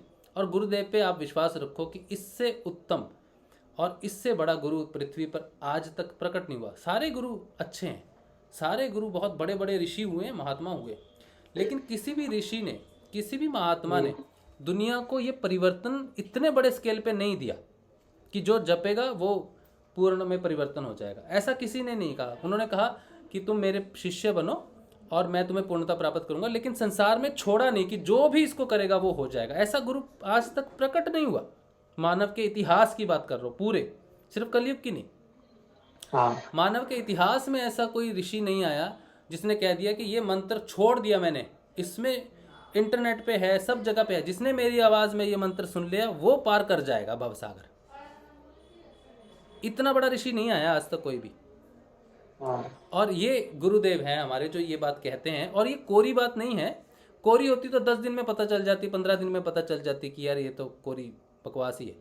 लेकिन आप जब इसको करोगे तो आपको पता चल जाएगा, आप जुड़ जाओगे गुरुदेव से, और आपको परिवर्तन महसूस होने लग जाएगा जब आप सिर्फ और सिर्फ गुरुदेव को ही अपना मार्गदर्शन मान के चलोगे कि आपने ही करना है मेरा सब कुछ, आप पे डिपेंडेंट हूँ मैं, आप ही मेरी गाड़ी के ड्राइवर हो। 2 ड्राइवर नहीं है, एक ही है बस, और आपकी गाड़ी में बैठ गया, आपकी जो टिकट है वो मैंने ले ली है, आपका मंत्र जाप और टिकट का अर्थ है मंत्र जाप, पैसे नहीं, मंत्र जाप और 2 समय ध्यान, बस ये आप जीवन में करो और कुछ करने की ज़रूरत नहीं पड़ती, इसी से ही पार पड़ जाती है। इसीलिए हमारे गुरुदेव की हम बात करते हैं कि वो विशेष हैं, और लाखों लोगों की गंभीर से गंभीर बीमारियां ठीक हुई हैं, और बहुत सारी अवस्थाएं उनकी ठीक हुई हैं, बहुत सारी प्रॉब्लम उनकी ठीक हुई हैं। तो भौतिक जगत में जितना भी सुख है वो प्राप्त करते करते भी भगवान को प्राप्त किया जा सकता है। ये ऐसी साधना है। नहीं तो क्या कहते हैं कि आप ये छोड़ दो, वो छोड़ दो। वो कहते हैं जो खाना है खा, जो पहनना है पहन, जो करना है कर, कोई रोक नहीं है। जो चीज़ें तेरे से दूर होंगी ना, जो तेरी रुकावट हैं या तेरे भौतिक जीवन में समस्याएं हैं, तुझे पता नहीं है, वो मैं दूर कर दूंगा। तेरा भौतिक जीवन और आध्यात्मिक जीवन दोनों एक साथ चलेंगे। कोई रुकावट आएगी तो वो चीज़ दूर हो जाएगी, अगर वो रुकावट नहीं बनेगी तो वो चलती रहेगी। हर इंसान, हर साधक का जो खान पीन है वो अलग है, रहना सहना अलग है, लेकिन सबकी आध्यात्मिक उन्नति है। ऐसा नहीं कि उसने ये किया तो तभी उसकी आध्यात्मिक उन्नति होगी, ऐसा नहीं है। तो आप जैसे हो वैसे ही गुरु को प्रिय हो, ठीक है। वो ऐसे ही आपको प्रेम करेंगे, ऐसे ही आपका उद्धार करेंगे, आपकी समस्याएं सॉल्व करेंगे। आपने सिर्फ नाम और ध्यान करना है, नाम जपना है, ध्यान करना है, बाकी आपको चंपा भाई बता ही देंगे, ठीक है। और इस हमारे गुरुदेव की सबसे बड़ी बात तो भैया जी ये है कि आज तक इतने गुरु हुए हैं, खूब पहुंचे हुए भी हुए हैं, किसी ने खुले आकाश में मंत्र नहीं दिया। वही बात है कि छोड़ा नहीं, पूरी आज तक नहीं दिया। उन्होंने रिस्ट्रिक्शन रखी, और गुरुदेव ने इस बात को कहा भी कि रिस्ट्रिक्शन रखता है गुरु, और गुरुदेव ने भी रिस्ट्रिक्शन रखी। लेकिन जब उन्हें ये लगा कि अब समय आ गया है इसको छोड़ने का आकाश में, तो उन्होंने छोड़ दिया उस चीज़ को। लेकिन उससे पहले उन्होंने पालन किया उस चीज़ का कि नहीं देता, गुरु छोड़ता है, आपने नहीं करना। अभी गुरुदेव ने बाद में सब रिस्ट्रिक्शन हटा दी, बोला बस अब तुम मुझसे जुड़ गए किसी भी तरह से। तो बहुत लिबर्टी हमें गुरुदेव ने दी है, और आप इनका नाम जाप कीजिए, ध्यान कीजिए, और सत्संग में हो सकता है तो आप जुड़ते रहिएगा शाम के। यहाँ से आपको जो प्राप्त होगा वो ज्ञान जो है, जो हम डिस्कस करते हैं, हमारे बदलाव का है एक्चुअली। वो कोई हम किताब पढ़ के नहीं करते, बल्कि हम में जो बदलाव आता है वो हम बात करते हैं। जब आप हमारी बदलाव की बात सुनोगे तब आपको लगेगा कि हाँ, अगर ये ऐसा बदलाव आ रहा है लोगों में तो ये रास्ता अच्छा हो सकता है। तो सत्संग आपको ज़्यादा जानकारी देगा बदलाव की, और आपके अंदर उत्साह भी बढ़ेगा कि मैं जिस पथ पे हूँ वो सही है। ठीक है जीतू भाई।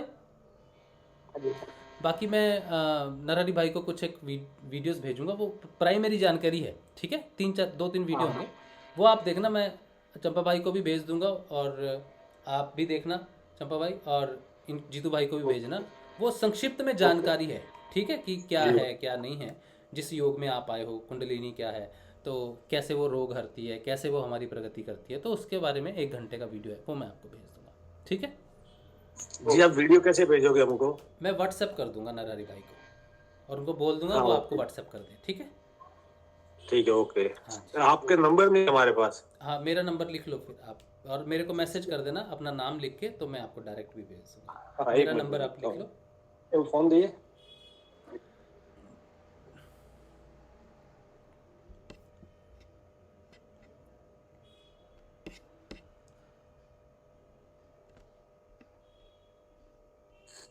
हाँ जी। हाँ, 8777 8777 211 211 39 39 8777 211 39। राशि।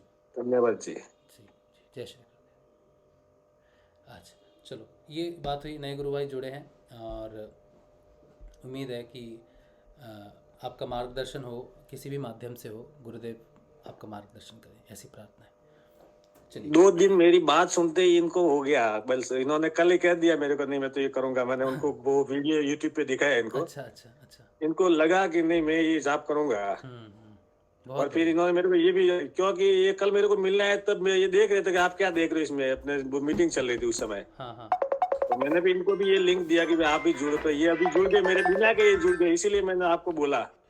हाँ, अच्छा। कि मैं मेरे घर पे, वो उनके घर पे, मगर वो जुड़े, मैंने देखा जीतू भाई है, तो मैंने आपको बोला इसीलिए। अच्छा। उनके पास लिंक भेजा होगा आपने?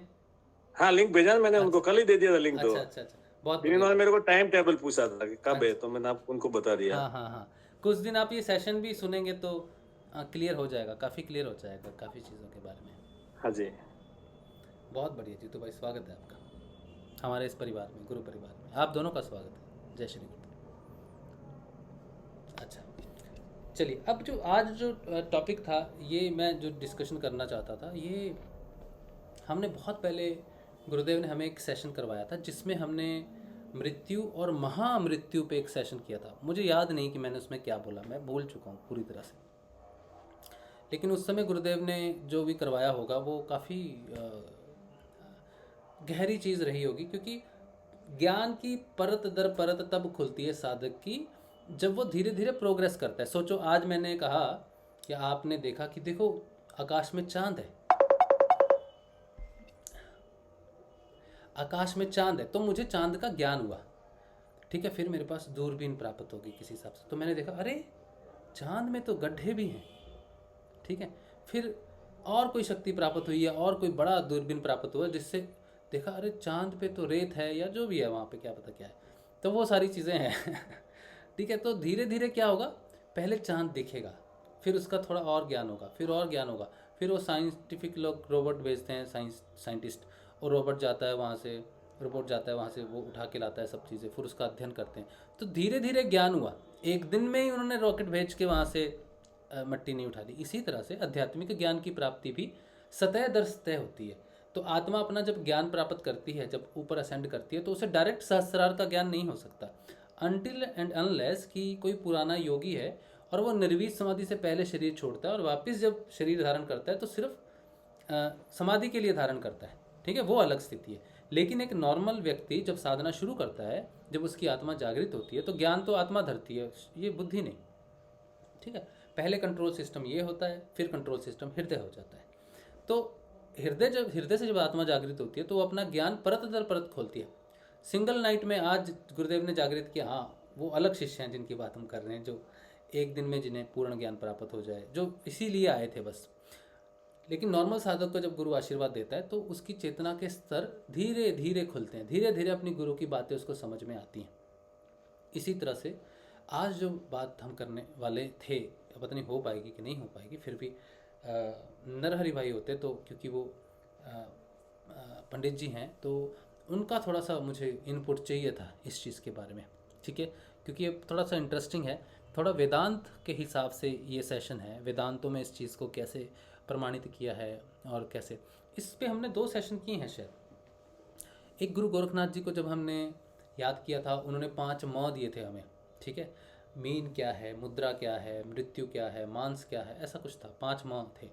मृत्यु क्या है, मुद्रा, मदिरा, मीन, और भी 2 थे मुझे अभी याद नहीं, 5 म दिए थे, ठीक है। उसमें भी हमने बड़ी विशेष चीज़ डिस्कस की थी, ठीक है, शायद मांस हो, हाँ मांस क्या है। तो उसके अलावा पहले हमने एक सेशन किया था मृत्यु से महामृत्युंजय, मृत्युंजय से महामृत्युंजय, ये 2 सेशन हम कर चुके हैं, ठीक है। तब हमारे पास रेफरेंसेस नहीं थी, तब जो भी हो रहा था, जो भी ज्ञान हमें अभी तक प्राप्त हुआ है, मैं बड़ा आश्चर्यचकित हूँ इस चीज़ को लेके कि पहले जो सेशन हुए हमारे 80-90 सेशन पहले हुए थे, जब हम रेगुलर नहीं करते थे, बीच बीच में अगर कोई शुरू से जुड़ा है, सनातन धर्म क्या है, आंतरिक ज्ञान क्या है, चेतना क्या है, रुद्र ग्रंथि क्या है, ब्रह्म ग्रंथि, विष्णु ग्रंथि क्या है, पिनियल ग्लैंड क्या है, पिट्यूटरी ग्लैंड क्या है, ये सारी चीज़ों के जब हम सेशन करते थे, वो सारा 90 सेशन, 80-90 जितने सेशन उस समय हुए थे, वो सारा जो ज्ञान हमें उस समय प्राप्त हुआ, आपको यकीन, मुझे यकीन नहीं होता है कि उस समय मैं कुछ पढ़ता नहीं था, गीता भी नहीं पढ़ता था। पतंजलि अष्टांग योग भी हमने 39वें सेशन से शायद शुरू किया था, 39वें सेशन से शुरू किया था, या 27वें से, 13 सेशन में, हाँ 39वें से शायद शुरू किया था। तो पतंजलि का ज्ञान भी हमें 39वें सेशन के बाद प्राप्त होना शुरू हुआ था। उससे पहले 38 सेशंस जो हुए थे उसमें किसी भी बुक का रेफरेंस नहीं लिया गया था। गुरुदेव की जरूर वो एक बुक आई थी, लेकिन आज मुझे आश्चर्य होता है, और जब मैं आज अभी क्या है ना कि मुझे वेदांत का ज्ञान प्राप्त हो रहा है, मतलब अभी किताबें मेरे पास आ रही हैं, खुद कौन सी किताब पढ़नी है वो स्वयं मेरे तक पहुंचना, उसका रहस्य खुलता है किताब का, बहुत कुछ होता है। और आपको ये बात मैं किसी दूसरी वजह से नहीं बता रहा हूँ, मैं आपको एक ये बात इसलिए बता रहा हूँ कि आध्यात्मिक जर्नी जो है इतनी चमत्कारिक जर्नी है कि सब कुछ अपने आप घटता है। जब हम एक जो किताब मैं पढ़ता हूँ वो अगले पेज पे क्या ज्ञान देगी या कुछ प्रमुख ज्ञान उस पर आगे देने वाला है, वो प्रश्न मेरे पहले मन में खड़ा होता है, प्रश्न प्रकट होता है, और मैं गुरुदेव से प्रार्थना करता हूँ कि गुरुदेव ये पढ़ रहा हूँ तो ये चीज़ क्या हो सकती है। वो प्रश्न प्रकट होता है और अगले पेज पे वही साधन होता है, वही चीज़ होती है। एक तो ये बच्चे लोग फ़ोन बहुत करते हैं। तो क्या कह रहा था मैं, वही चीज़ प्रकट होती है। और सबसे प्रमुख बात एक है कि सोचो मैंने कोई किताब शुरू की, ये मैं अगर मैं बोल रहा हूँ तो मुझे क्षमा करना, मैं उस हिसाब से मैं नहीं बोल रहा हूँ, क्योंकि मैं एग्जाम्पल दे रहा हूँ आपको, इसीलिए मैं बोल रहा हूँ।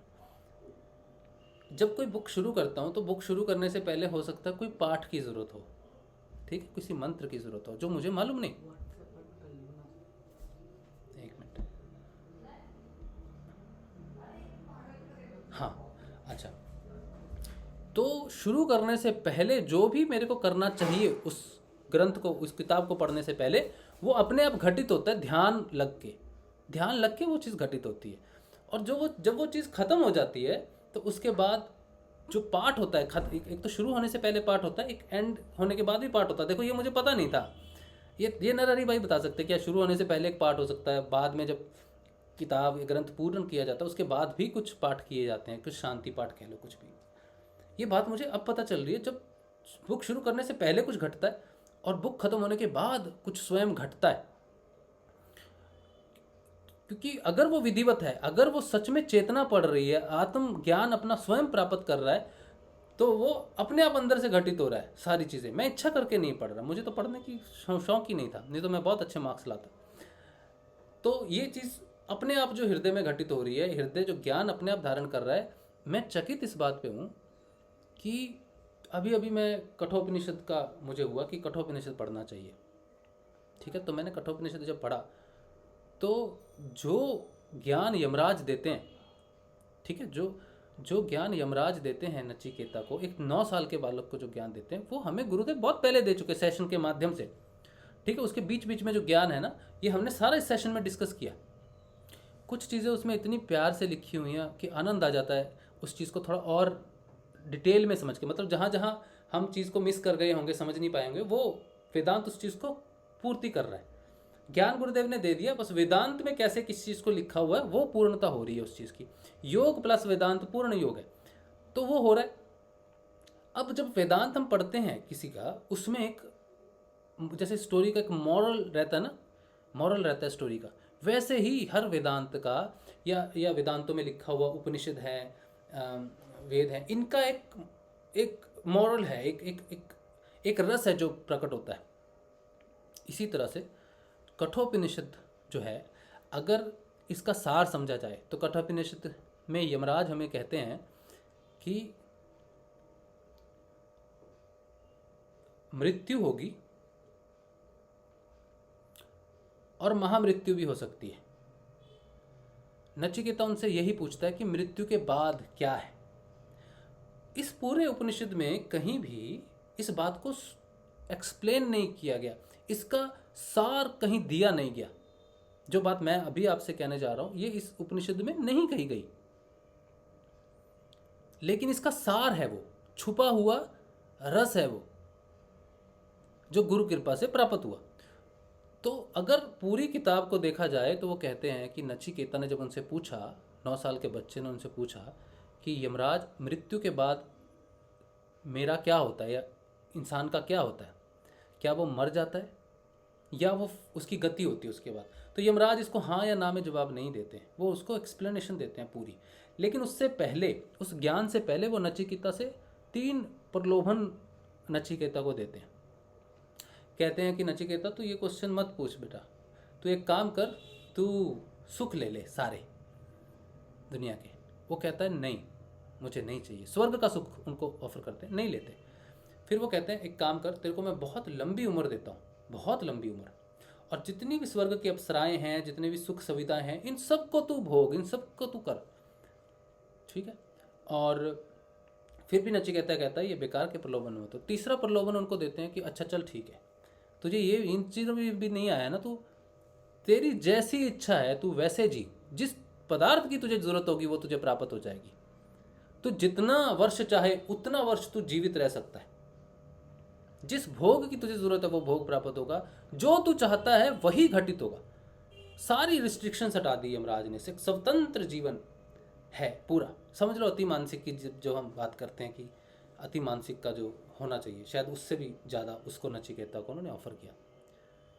फिर भी नचिकेता जो बालक है वो कहता है कि आप देखिए, समझने की बात है कि ये सारी चीज़ें नश्वर हैं, चाहे अनलिमिटेड आप दे रहे हो, लेकिन एक दिन तो शरीर छोड़ के दूसरी स्थिति में जाना ही पड़ेगा, तो ये सारी चीज़ें नश्वर है, मृत्यु होती है। ये यमराज के 3 प्रलोभनों में, दिए हुए प्रलोभनों में यमराज उसको मृत्यु के बाद की कहानी बताते हैं सीक्रेटली, लेकिन कोई जानता नहीं उस चीज को। वो ये कहते हैं कि दुनिया में तुम्हें स्वर्ग सुख मिल जाए, दुनिया में तुम्हें सारी संपत्तियों का सुख मिल जाए, अनंत जीवन और सर्व समस्था भी मिल जाए, तो भी तेरी मृत्यु होगी। इनडायरेक्टली गुरु बता रहा है, लेकिन दे रहे हैं उसको प्रलोभन, और शिष्य अपने आप को प्रूव करता है कि मुझे ये नहीं चाहिए, तो वो मृत्यु को ठोकर मारता है, वो मृत्यु को ठोकर मारता है। यहां पर यमराज अति प्रसन्न हो जाते हैं, क्योंकि साधक ने मृत्यु को ठोकर मारी है, यानी कि उसने भौतिक संसार में जितने भी सुख हैं, अंत होने वाले सुखों की पहचान करके अपनी मृत्यु से ऊपर उठ गया वो, कि मुझे बाहर। यहाँ पे अभी कोई डिस्कशन हुई नहीं दोनों की, सिर्फ विचार चल रहा है। लेकिन यहाँ से पहला श्रुति माँ ज्ञान देती है, माँ श्रुति हमें ज्ञान देती है कि ये मृत्यु है बेटा। प्रलोभन, लालच, सुख सुविधाएं जो शरीर से भोगी जाएं, ये मृत्यु है,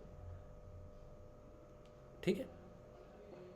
फिर उनको कहते हैं कि वो क्या है जो मृत्यु के बाद है, तो उन्हें आत्मज्ञान देते हैं। ठीक है, जो हम जितना भी आज डिस्कस करते हैं ना इस सेशंस में, ये सारा आत्मज्ञान है। ठीक है, यही लिखा हुआ, यही यमराज कहते हैं सत्य जो है वही मृत्यु के बाद है। मृत्यु से पहले भी सत्य है, मृत्यु के बाद भी सत्य है, बीच में सब असत्य है।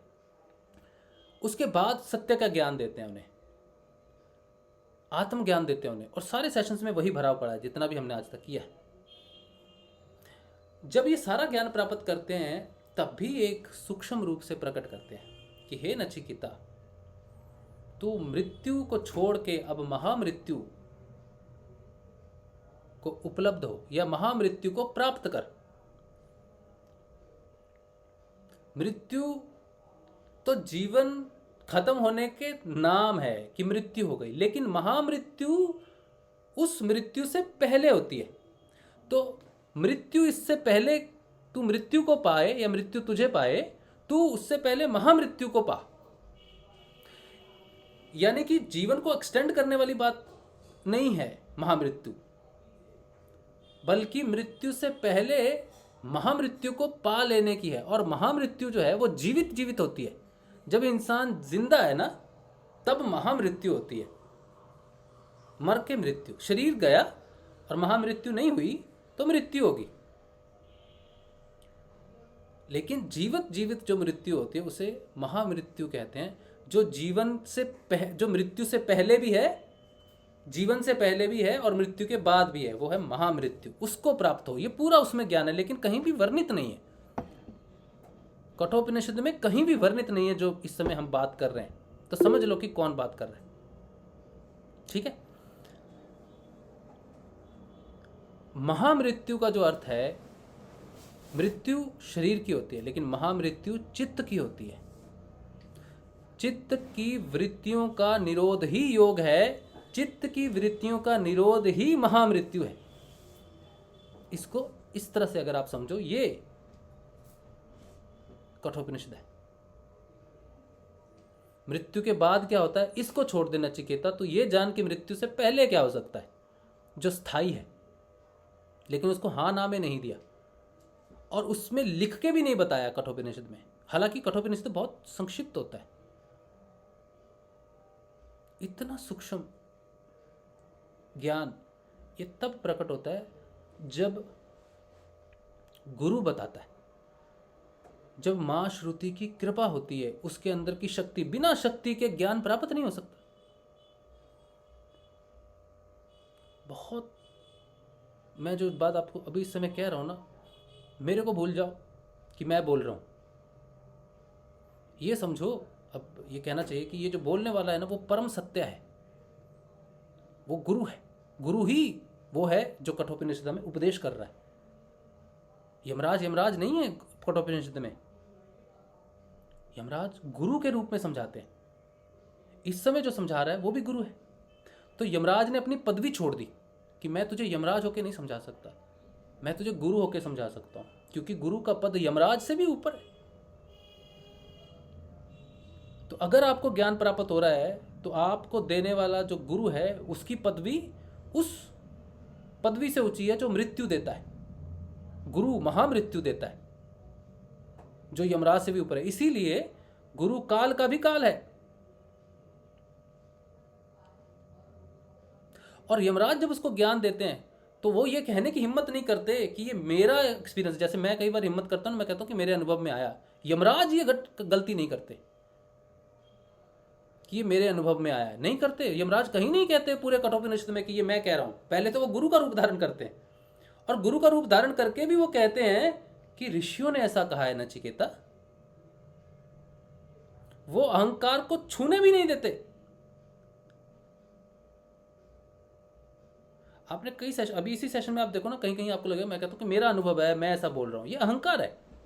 अगर मैं अनुभव भी आपको बता रहा हूं ना, अच्छा इसकी दो चीजें हैं। पहली तो वो यमराज तो सब जानते हैं ऋषियों ने क्या कहा, मैं तो नहीं जानता कि ऋषियों ने क्या कहा, और ऋषियों के अनुभव को मैं सामने इसलिए नहीं रख सकता, ये भी बात है कि भाई मेरी क्या औकात, मैं उनको समझूं कि उन्होंने क्या कहा है। मैं तो वही समझ सकता हूँ जो मुझे दिख रहा है या मेरे अनुभव में जो आ रहा है। गुरुदेव कहते हैं अपने अनुभव सबको बताओ, इसलिए कहना पड़ता है कि ये मेरे अनुभव में आया है, लेकिन एक्चुअल में वो मेरा अनुभव मतलब मेरे शरीर का या मैं का अनुभव नहीं है, मेरे आत्म के अनुभव में आया। मैं कह सकता हूँ मेरे आत्म अनुभव में जो आया, ये ज़्यादा करेक्ट शब्दावली है।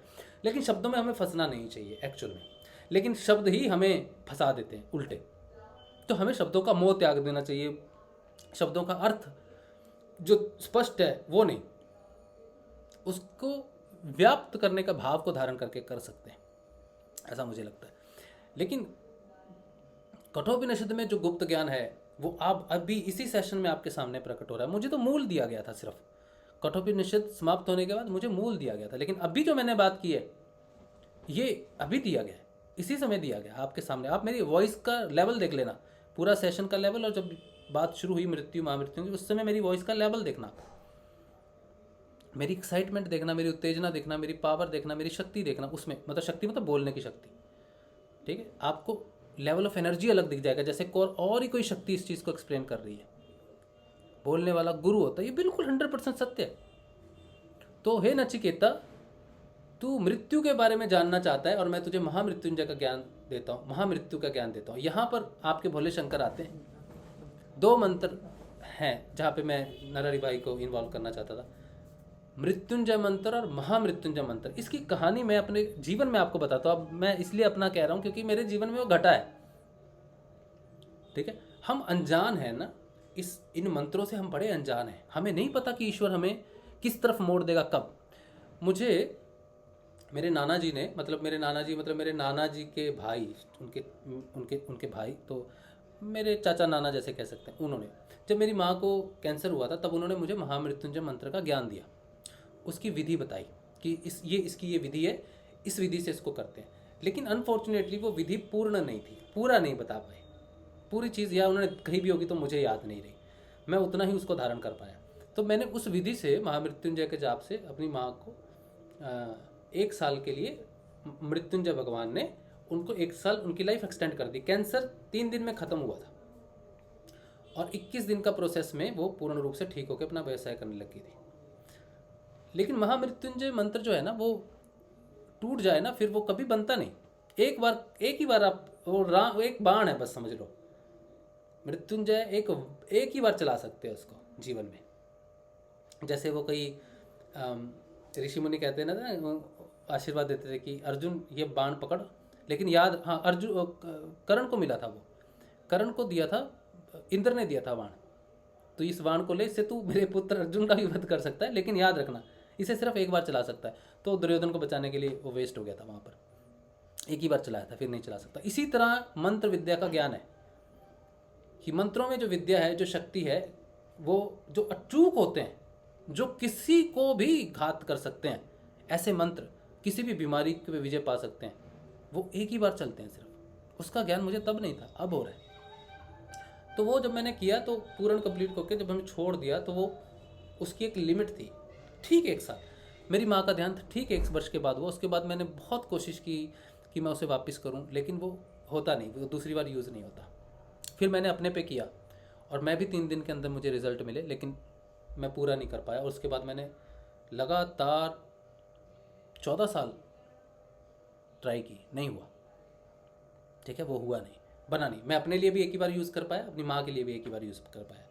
आज अगर आप में से किसी को पीड़ा है और कोई मुझसे पूछे कि आप वो मुझे मंत्र बताओ, तो मैं मंत्र आपको नहीं बता सकता, ना उसकी विधि बता सकता हूँ, क्योंकि अगर मैं ऐसा करता हूँ तो मैं आपको मृत्यु जाल में भेजता हूँ, बचाता नहीं हूँ बल्कि भेजता हूँ। मैं उस मंत्र को रिवील भी नहीं कर सकता अब, क्योंकि उससे बड़ी विद्या प्राप्त हुई है मुझे और आपको, वो है संजीवनी मंत्र। संजीवनी मंत्र बार बार उपयोग हो सकता है। अगर एक बार कोई छोड़ भी देना, भूल भी कर देना, तो दूसरी बार शुरू कर, दूसरी बार भी भूल करके छोड़ देना तो तीसरी बार कर, चौथी बार कर, 5वीं बार कर।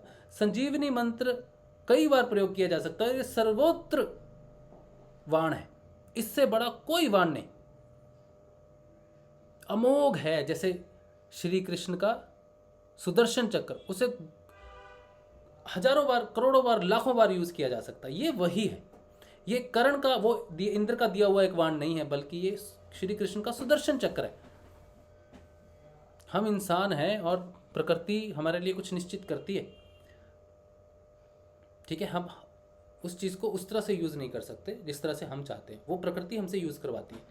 तो जब मैंने महामृत्युंजय का जब मैं जाप करता रहा, जब एक बार भंग हो गया फिर वो कभी बना नहीं, तो मैंने सोचा, मेरे को एक बुक प्राप्त हुई जिसमें महामृत्युंजय की वेरिएशंस थी। उसमें मृत्युंजय मंत्र था, महामृत्युंजय मंत्र था, उसमें ये था, क्या बोलते इसको, गायत्री मृत्युंजय मंत्र था उसमें, मतलब उनकी जो पावर है ना वो अलग होती थी। मैंने महामृत्युंजय का जाप शुरू कर दिया, मृत्युंजय मैंने छोड़ दिया और महामृत्युंजय का जाप मैंने शुरू कर दिया।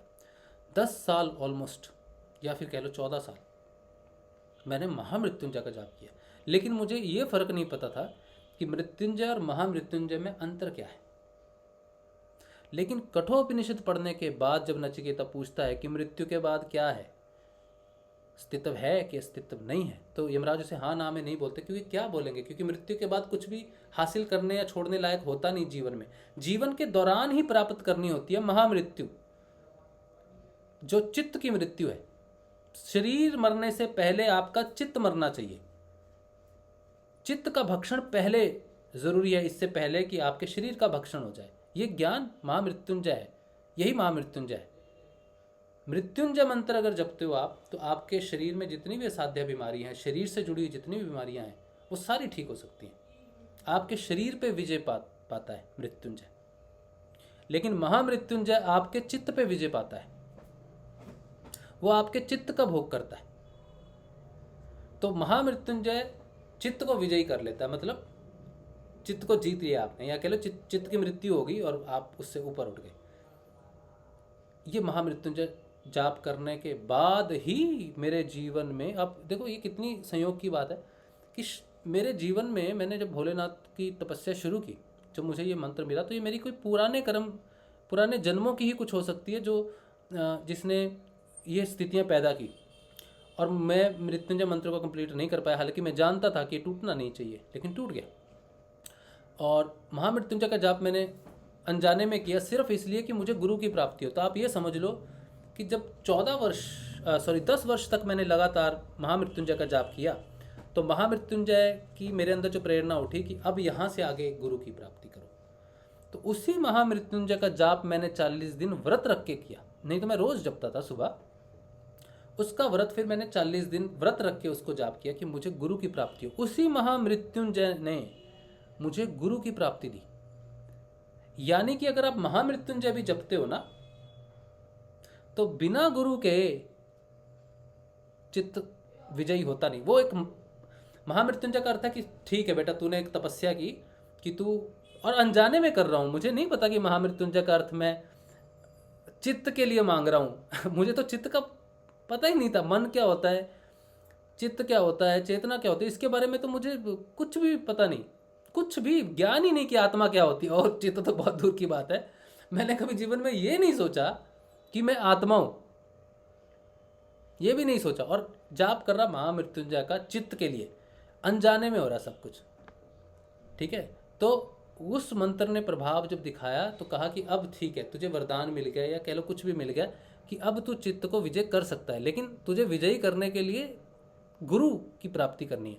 तो फिर मन में मैंने क्या कहा महामृत्युंजय से, मैंने कहा बस आपका हो गया, आपसे नहीं हो रहा काम, ठीक है, आप एक काम करो हालांकि ये जो मैं बात कह रहा हूँ ये सही है, मैंने ऐसे ही भोलेनाथ से कहा था। भोलेनाथ बड़े प्रिय हैं, कोई किसी से प्रेम करता है तो कैसे भी बात करता है, तो मैंने कहा भोलेनाथ छोड़ दो, बहुत हो गया, 10 साल हो गए, ये परमानेंट क्योर नहीं हो रहा, काम चल नहीं रहा, तो एक काम करते हैं, गुरु दे दो और कहाँ से वो भाव आया मैं नहीं जानता। मुझे आदेश माँ का मिला था 2003 में कि गुरु ढूंढ, और उसको तो मैं भूल ही गया था माँ के आदेश को, कि वो कहती थी, उसके लास्ट शब्द थे, मेरी माँ ने मुझे लास्ट शब्द जो थे वो क्या था कि गुरु ढूंढ, गुरु सब कर सकता है, ठीक है, गुरु सारी बीमारियों को ठीक कर सकता है, गुरु ढूंढ। तो मैंने उससे कहा कहाँ ढूंढूं माँ, गुरु को ढूंढना कैसे संभव है। तो वो 10 साल महामृत्युंजय का जाप के बाद जब मेरे दिल में वही भावना प्रकट हुई, वही उसका आदेश प्रकट हुआ, समझो कि गुरुदेव भोलेनाथ आप मुझे गुरु दे दो, तब 40 दिन व्रत किया और 39वें दिन मुझे गुरुदेव के बारे में पता चला, और थर्सडे को मैंने गुरु दीक्षा ली।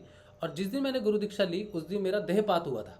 देहपात का अर्थ है कि मैंने जैसे ही गुरुदेव का ध्यान किया, 1 सेकंड भी नहीं लगा, 1 सेकंड जिसे कहते हैं, मैंने ऐसे किया, वो मंत्र मैंने जपा ही है, पहली बार जपने से ही मैं पीछे लेट गया। और सर्दियों के दिन थे, 13 नवंबर की बात है, और नीचे में संगमरमर था और मैं तो बैठा था सिर्फ छोटा सा आसन बिछा के, पीछे तो कुछ भी नहीं था, नहा धो के बैठे हैं, ठंड बहुत है, कमर में तब भी दर्द थी बहुत, तो लेट गया मैं। और मैं लेटा हूँ तो मैं हिल नहीं पा रहा, ना तो इच्छा शक्ति होती है आपकी कुछ भी काम करने के लिए, कोई इच्छा शक्ति सारी, जैसे इच्छा शक्ति सारी लोप हो गई है, उठ के बैठने की भी ना इच्छा है ना शक्ति है। पड़ा हूँ ठीक 15 मिनट तक ज़मीन के साथ मैं चिपका रहा। और मैंने पूनम को पता नहीं याद है कि नहीं याद है, मैंने उसको ये बताया अभी, मैंने कहा यार ये क्या चीज़ है, ये हुआ क्या, मुझे तो लोग बैठ के ध्यान करते हैं, पूजा करते हैं, ये तो कुछ, हम तो लेट गए मंदिर की तरफ पैर करके, मैं तो लेटा हुआ हूँ और मैं हिल भी नहीं रहा, तो मुझे कुछ भी समझ नहीं आया एक्चुअली में ये हुआ क्या है, घटना क्या हुई है। और बहुत सालों बाद ठंड का भी नहीं महसूस हो रहा था उस समय, कुछ नहीं हुआ, लेकिन मैं सोच रहा था कि मैं लेटा हुआ हूँ संगमरमर पे, और भाई ये ठंडा लगेगा ना, कमर तेरी अकड़ जाएगी, ये मैं सोच रहा हूँ, लेकिन फिर भी मैं हिल नहीं पा रहा वहाँ से, कोई डर कुछ नहीं है।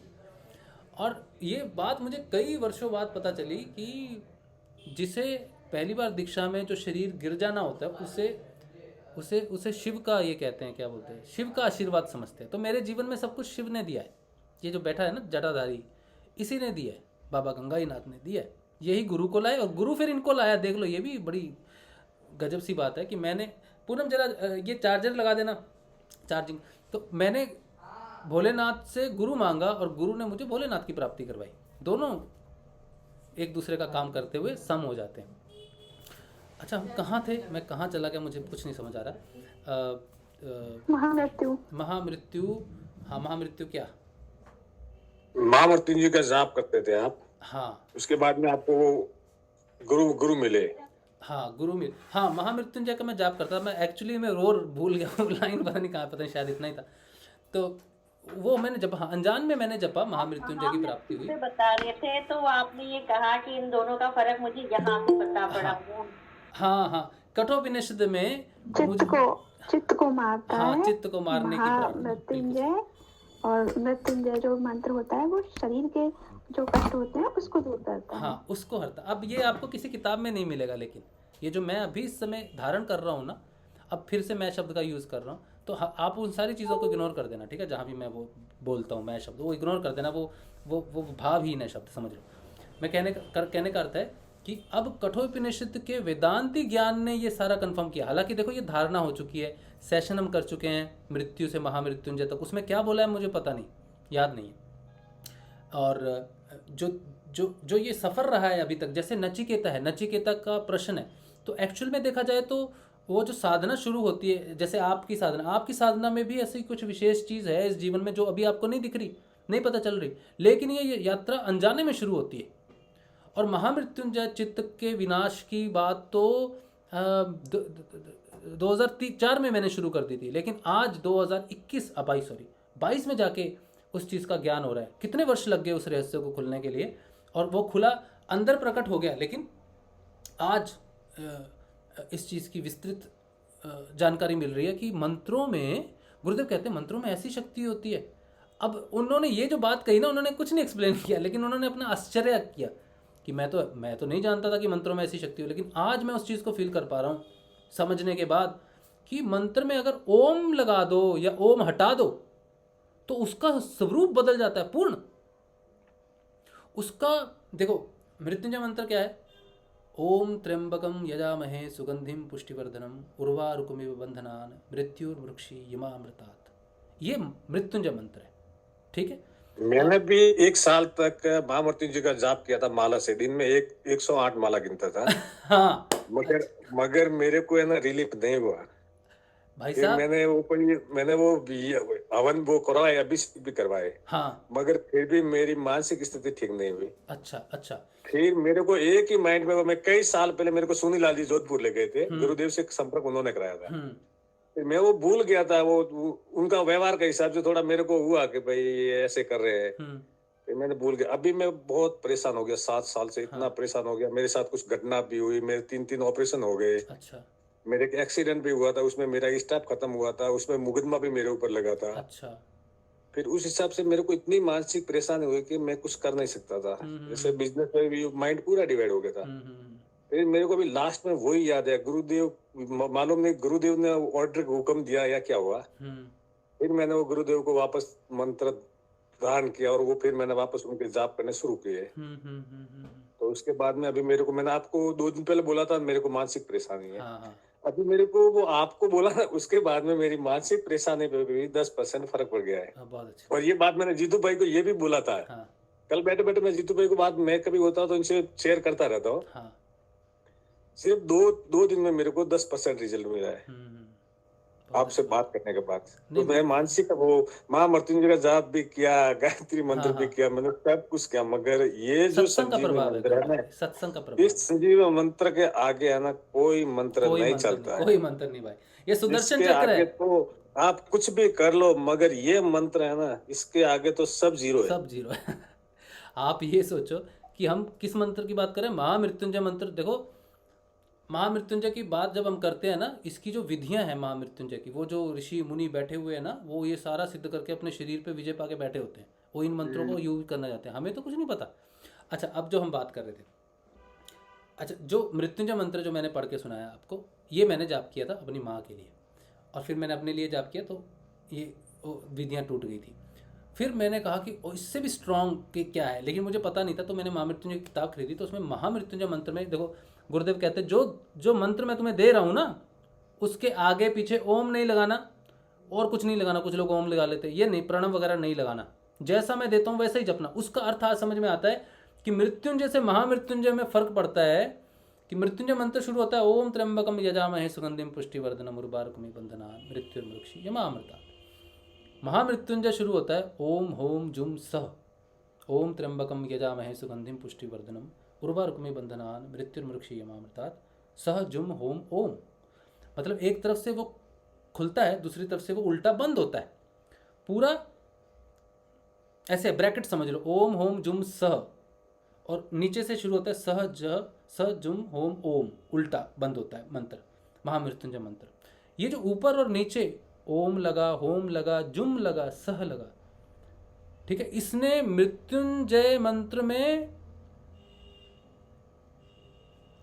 निशान, लक्ष्य ही बदल दिया पूरा मृत्युंजय का। मृत्यु पे, बीमारियों पे विजय पाने से इसने चित्त पे विजय पाना शुरू कर दिया अनजाने में।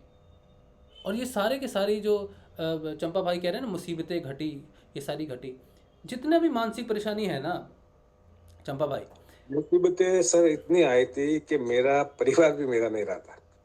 बिल्कुल हो सकता है चंपा भाई, बिल्कुल हो सकता है। परेशान, मैंने ऐसा एक भी पंडित नहीं देखा कि मैंने उसके पास वो नहीं करा, उसने बोला वो करवाने से ठीक होता है, ये करवाने से ठीक होता है, मगर मानसिक स्थिति और भी खराब होती रही।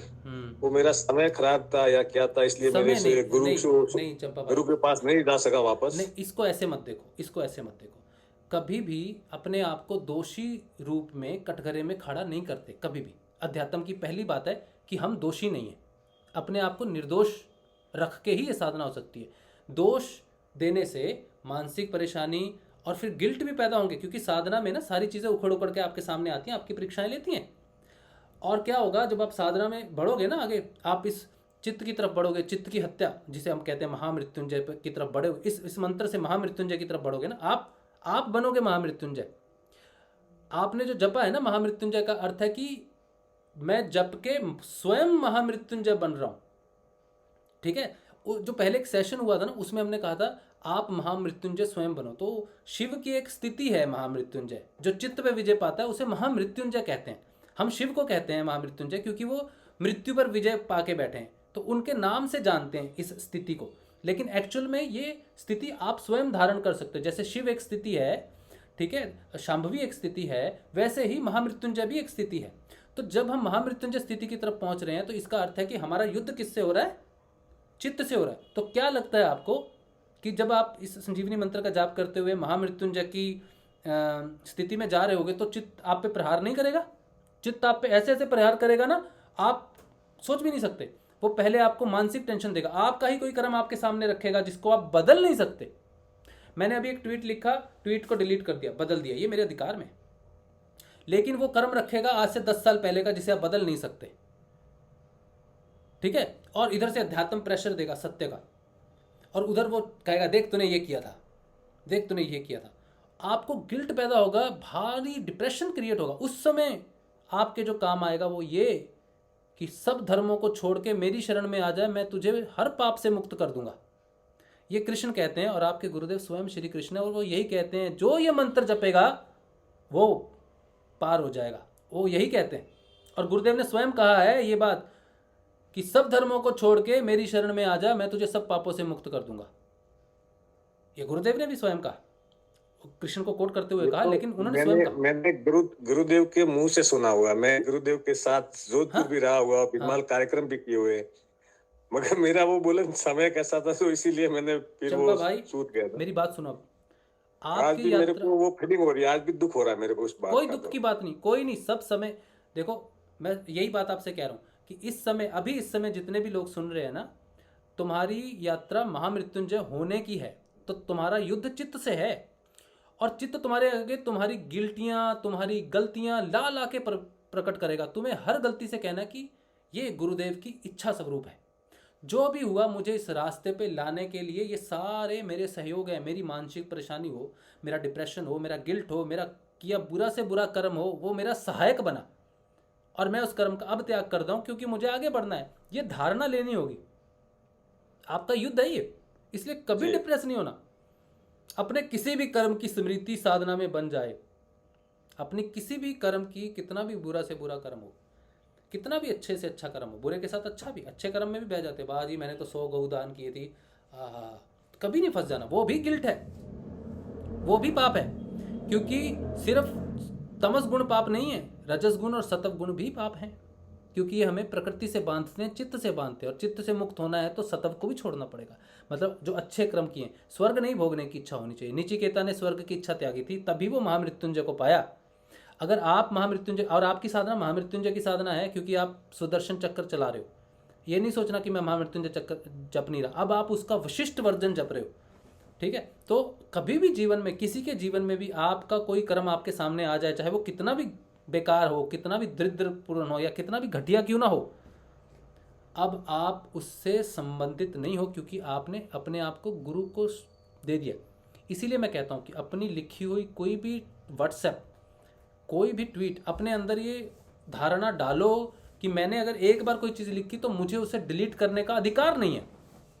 क्योंकि अगर जब तक आपका अधिकार अपनी गलतियों को सुधारने में रहता है, तब तक चित्त आप पे हमला करेगा। आप चित्त से जब कहोगे कि मैं अपनी गलती सुधारने का क्षमता नहीं रखता, मेरे गुरु रखते हैं, तो जो भी कर्म मैंने किया, चाहे वो मैंने एक लाइन भी लिखी, वो गुरु ठीक करेंगे भविष्य में।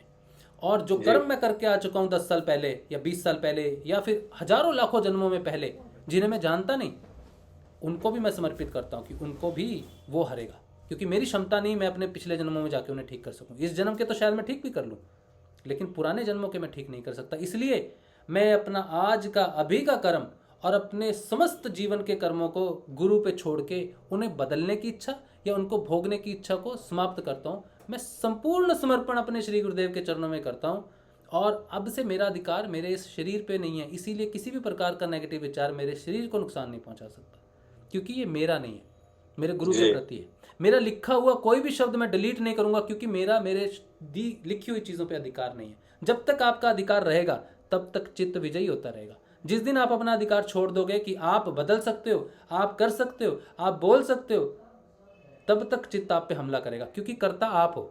जिस दिन कर्ता वो हो जाएगा और आप सिर्फ और सिर्फ वर्तमान में जियोगे, आपका ना कोई भूत है ना कोई भविष्य है, उस दिन चित्त हारेगा आपसे।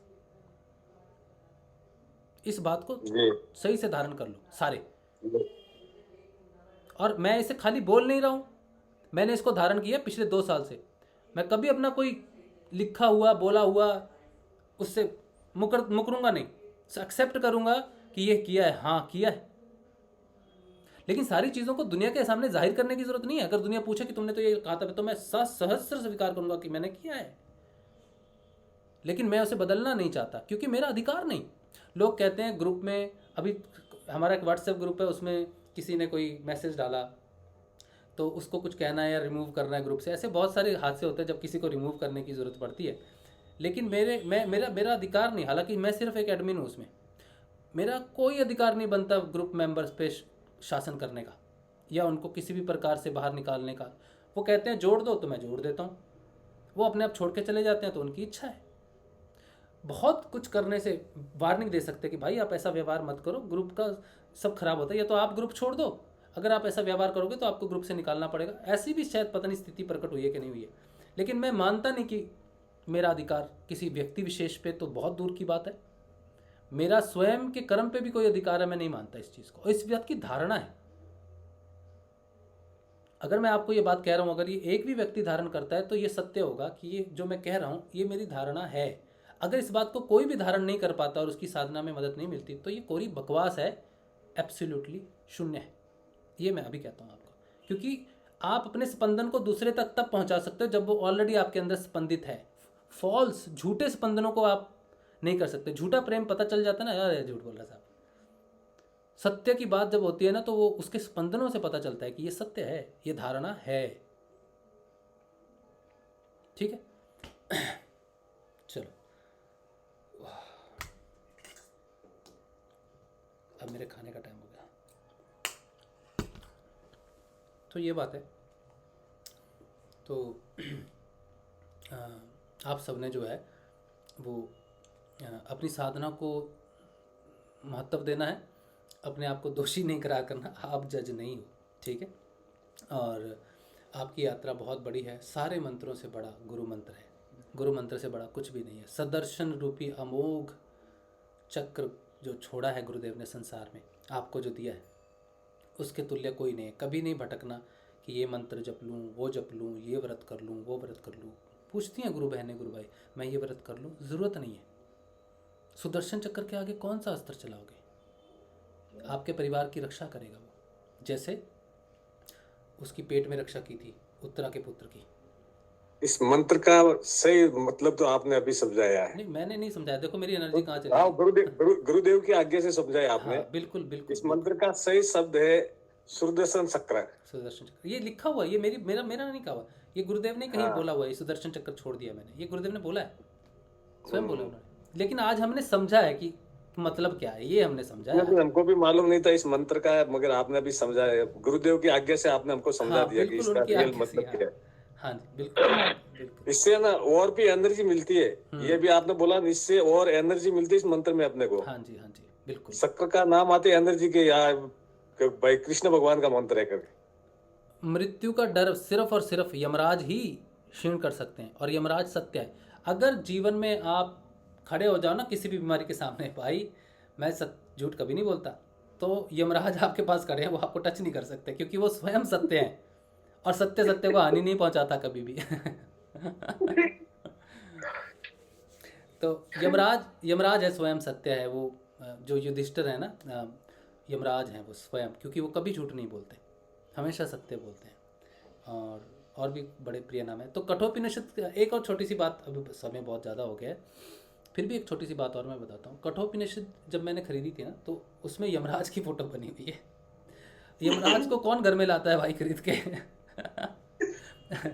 तो जिसको गुरु का आदेश होता है। हाँ, तो मैं खरीद के लाया, पूनम ने फोटो देखी, यमराज को कौन घर लाता है? एक तो मैं पहले ही बीमार हूँ, हॉस्पिटल से आया हूँ, ठीक है, और अभी बीमार, बीच में फिर थोड़ा बीमार हुआ, तो वो बोलते तो यमराज को घर में लेके आए। तो दृष्टिकोण है डर का कि ये यमराज, ये तो मृत्यु। सच में कहूँ तो अगर हृदय में यमराज आपके स्थापित नहीं है ना, तो सत्य की सवाल ही पैदा नहीं होता। सत्य का स्थापन होना यानी कि यमराज की स्थापना हो गई आपके हृदय में, वो विराजमान है, वो कहीं नहीं है। ये तो बुक के माध्यम से वो अपना ज्ञान प्रकट। अगर मुझे यमराज से डर लगता है ना, तो समझ लो, जिसको भी लगता है, चलो जिसको भी यमराज से डर लगता है, समझ लो सत्य से कोसों दूर हो आप। ठीक है, चलिए आज का सेशन यही रखते हैं गुरु कृपा से। यूट्यूब पे तो प्रश्न कोई नहीं है, बहुत बढ़िया। मैं बनूं मछलू त्यू बन मछियारा, हाँ ये कविता बहुत अच्छी है, कल सुनाएंगे बेटा, क्योंकि मुझे याद नहीं है, कल मैं इस कविता को सुनाऊंगा, ठीक है। चलो आज के लिए यहीं रखते हैं गुरुदेव के श्री चरणों में। जो भी मिला आपसे और जो भी विलय होता है वो आप में ही होता है। जय श्री गुरुदेव, जय श्री दादा गुरुदेव, जय माँ आदि जय शक्ति। श्री गुरुदेव। जय श्री गुरुदेव, जय श्री गुरुदेव, जय श्री गुरुदेव, जय श्री गुरु माता, जय श्री गुरुदेव भैया जी। जय श्री गुरुदेव, सभी को जय श्री गुरुदेव, जय श्री गुरुदेव, जय श्री गुरुदेव।